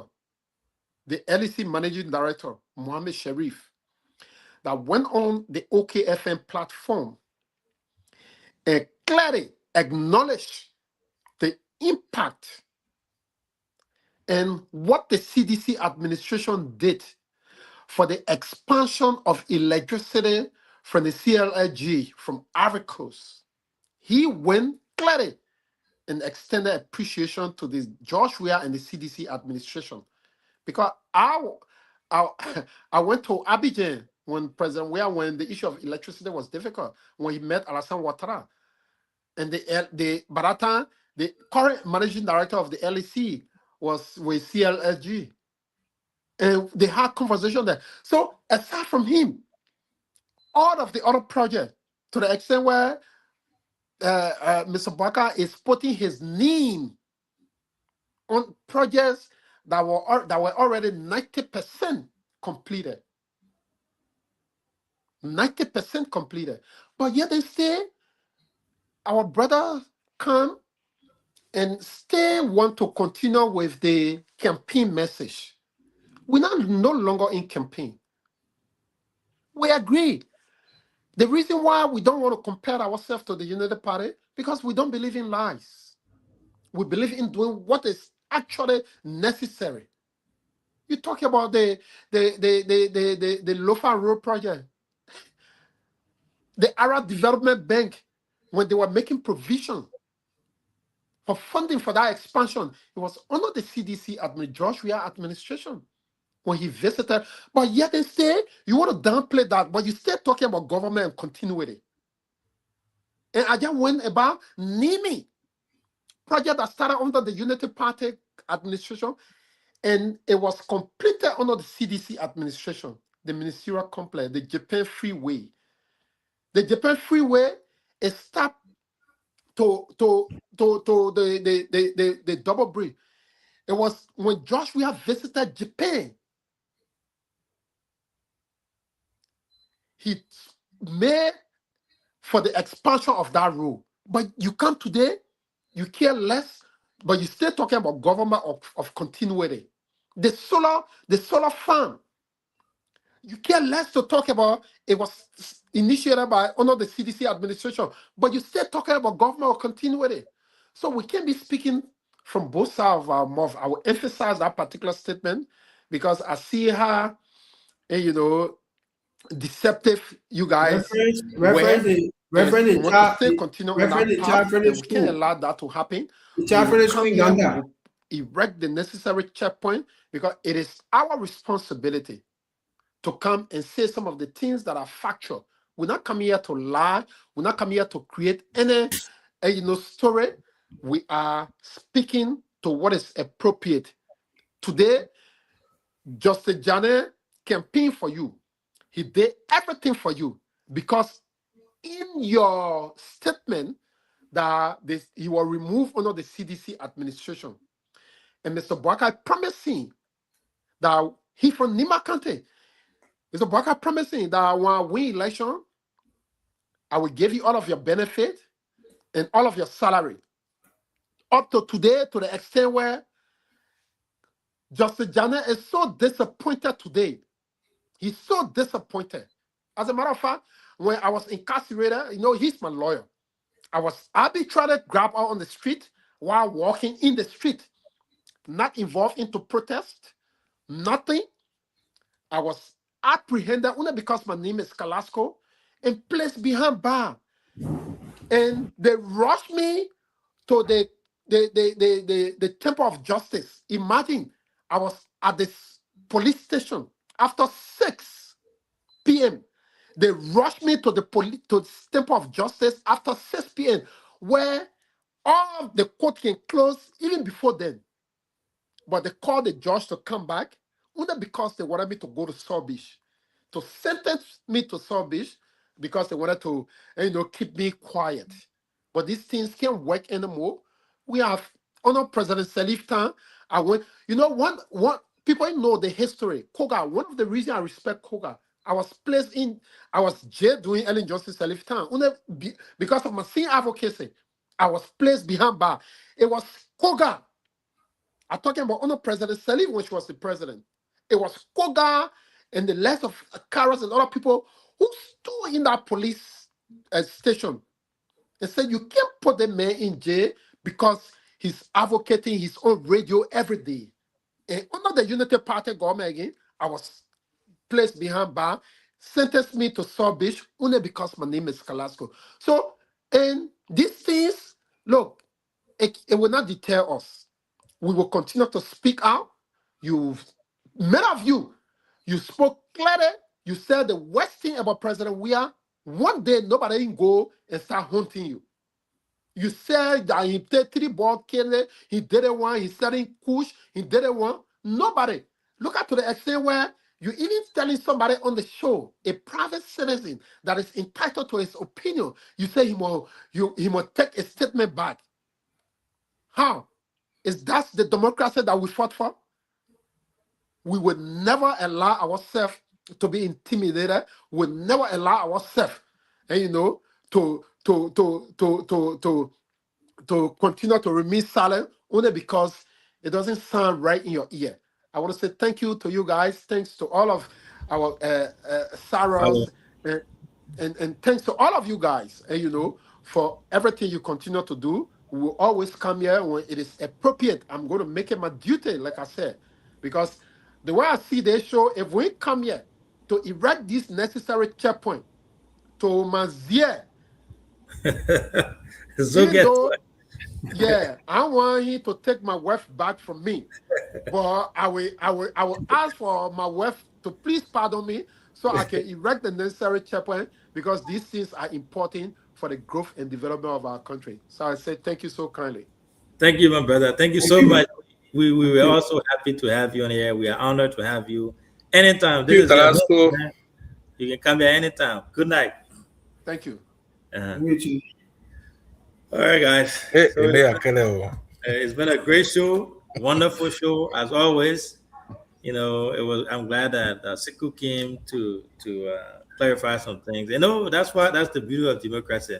So we look forward to having more show. Again, I want to just say thanks to our followers, and thanks to Siawete, Zogetua, and Cyrus, and the host as well for coming. I don't know what else you guys have to say, but for me, I'm good for tonight, and we'll be back tomorrow. Siawete, the message, if you produce that recording, you will come back tomorrow. So hopefully you can find it and bring it so we can call in tomorrow. Chris, I love you. I said, my man. Yeah, I'm good now. I can't look like you're sleeping, but you guys have a it was a great show.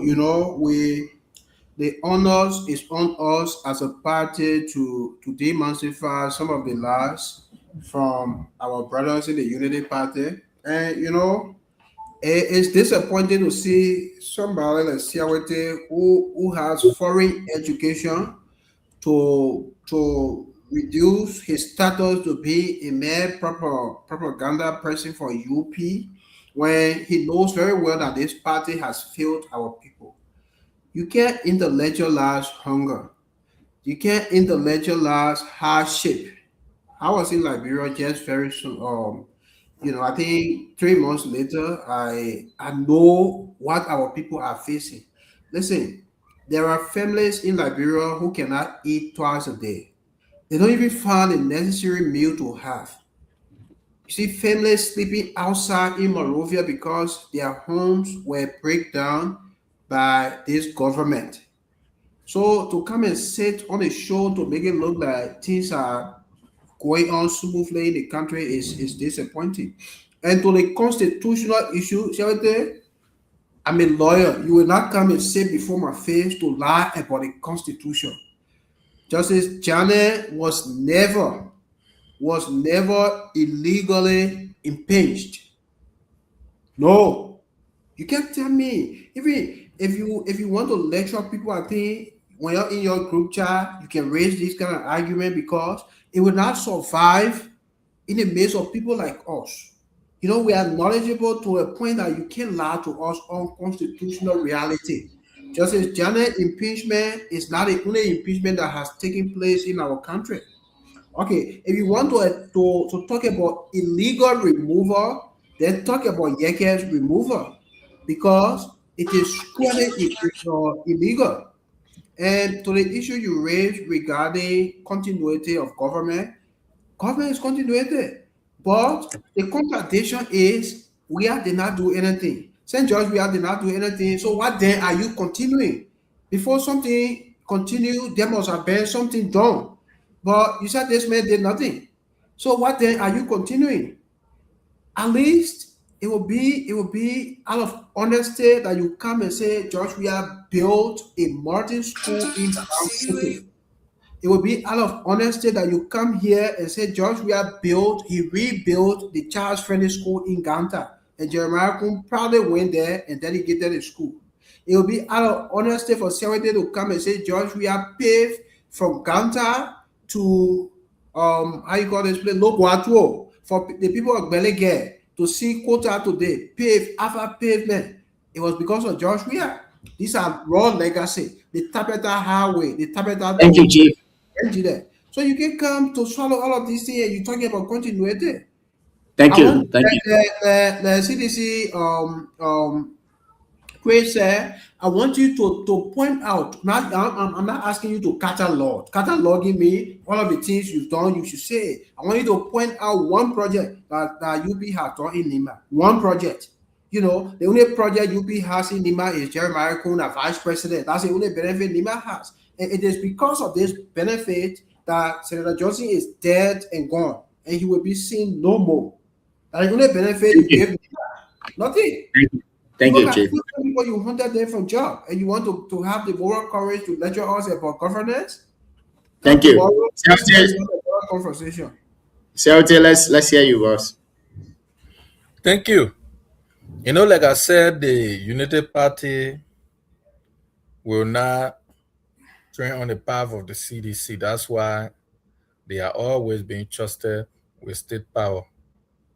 You know, those guys from opposite Lone Star, they were just tried in few days based on the mismanagement. That's why you saw they lost to the Unity Party. Just so who brought 19 million trust? So we as Unity Party, you know, when you are in power and you are in state power, there are a lot of propaganda that come out. But you know, the Unity Party are always survive on that. You know, Carrasco talked about, you know, I think he alluded to what I said about the removal of Janet. Because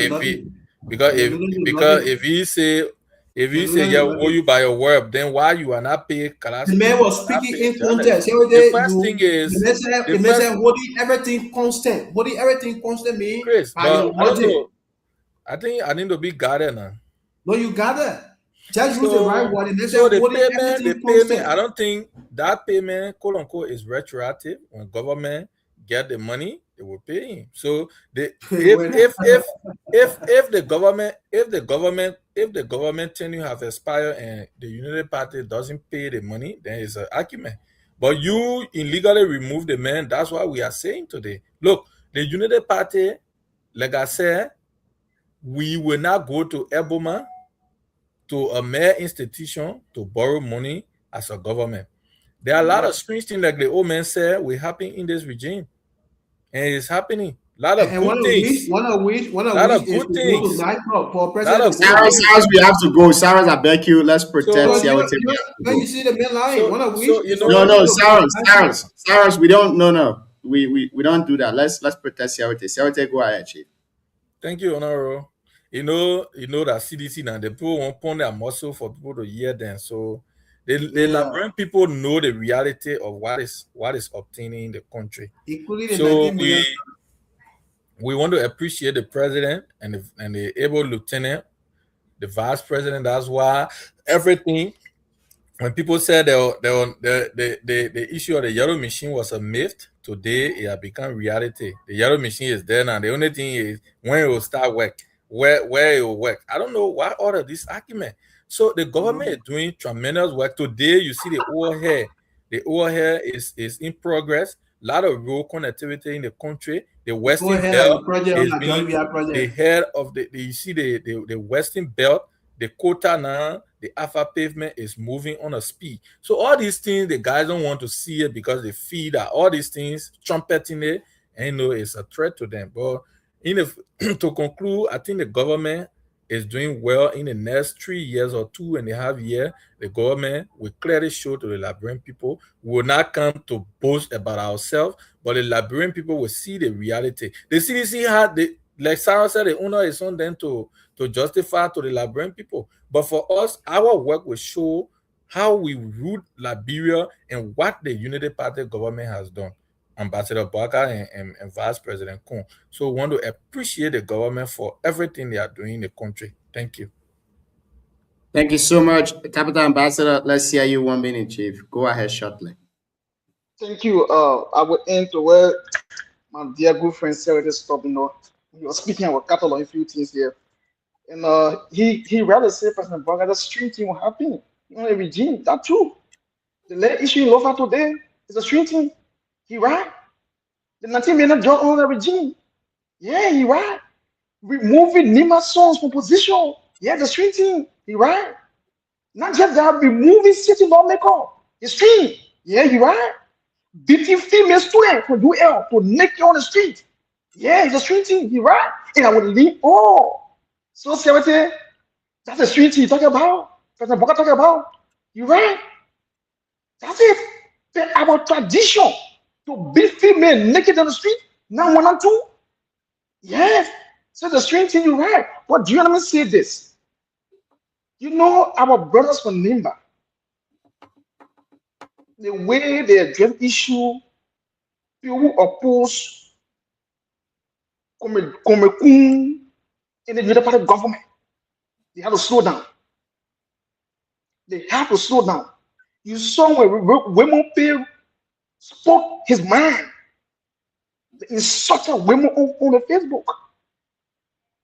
Today, they are going back to Wemo Pay. You saw it in the Kuka. So are they telling us that people who have their opinion for Nima, it will be they be insulted? They would have doing it?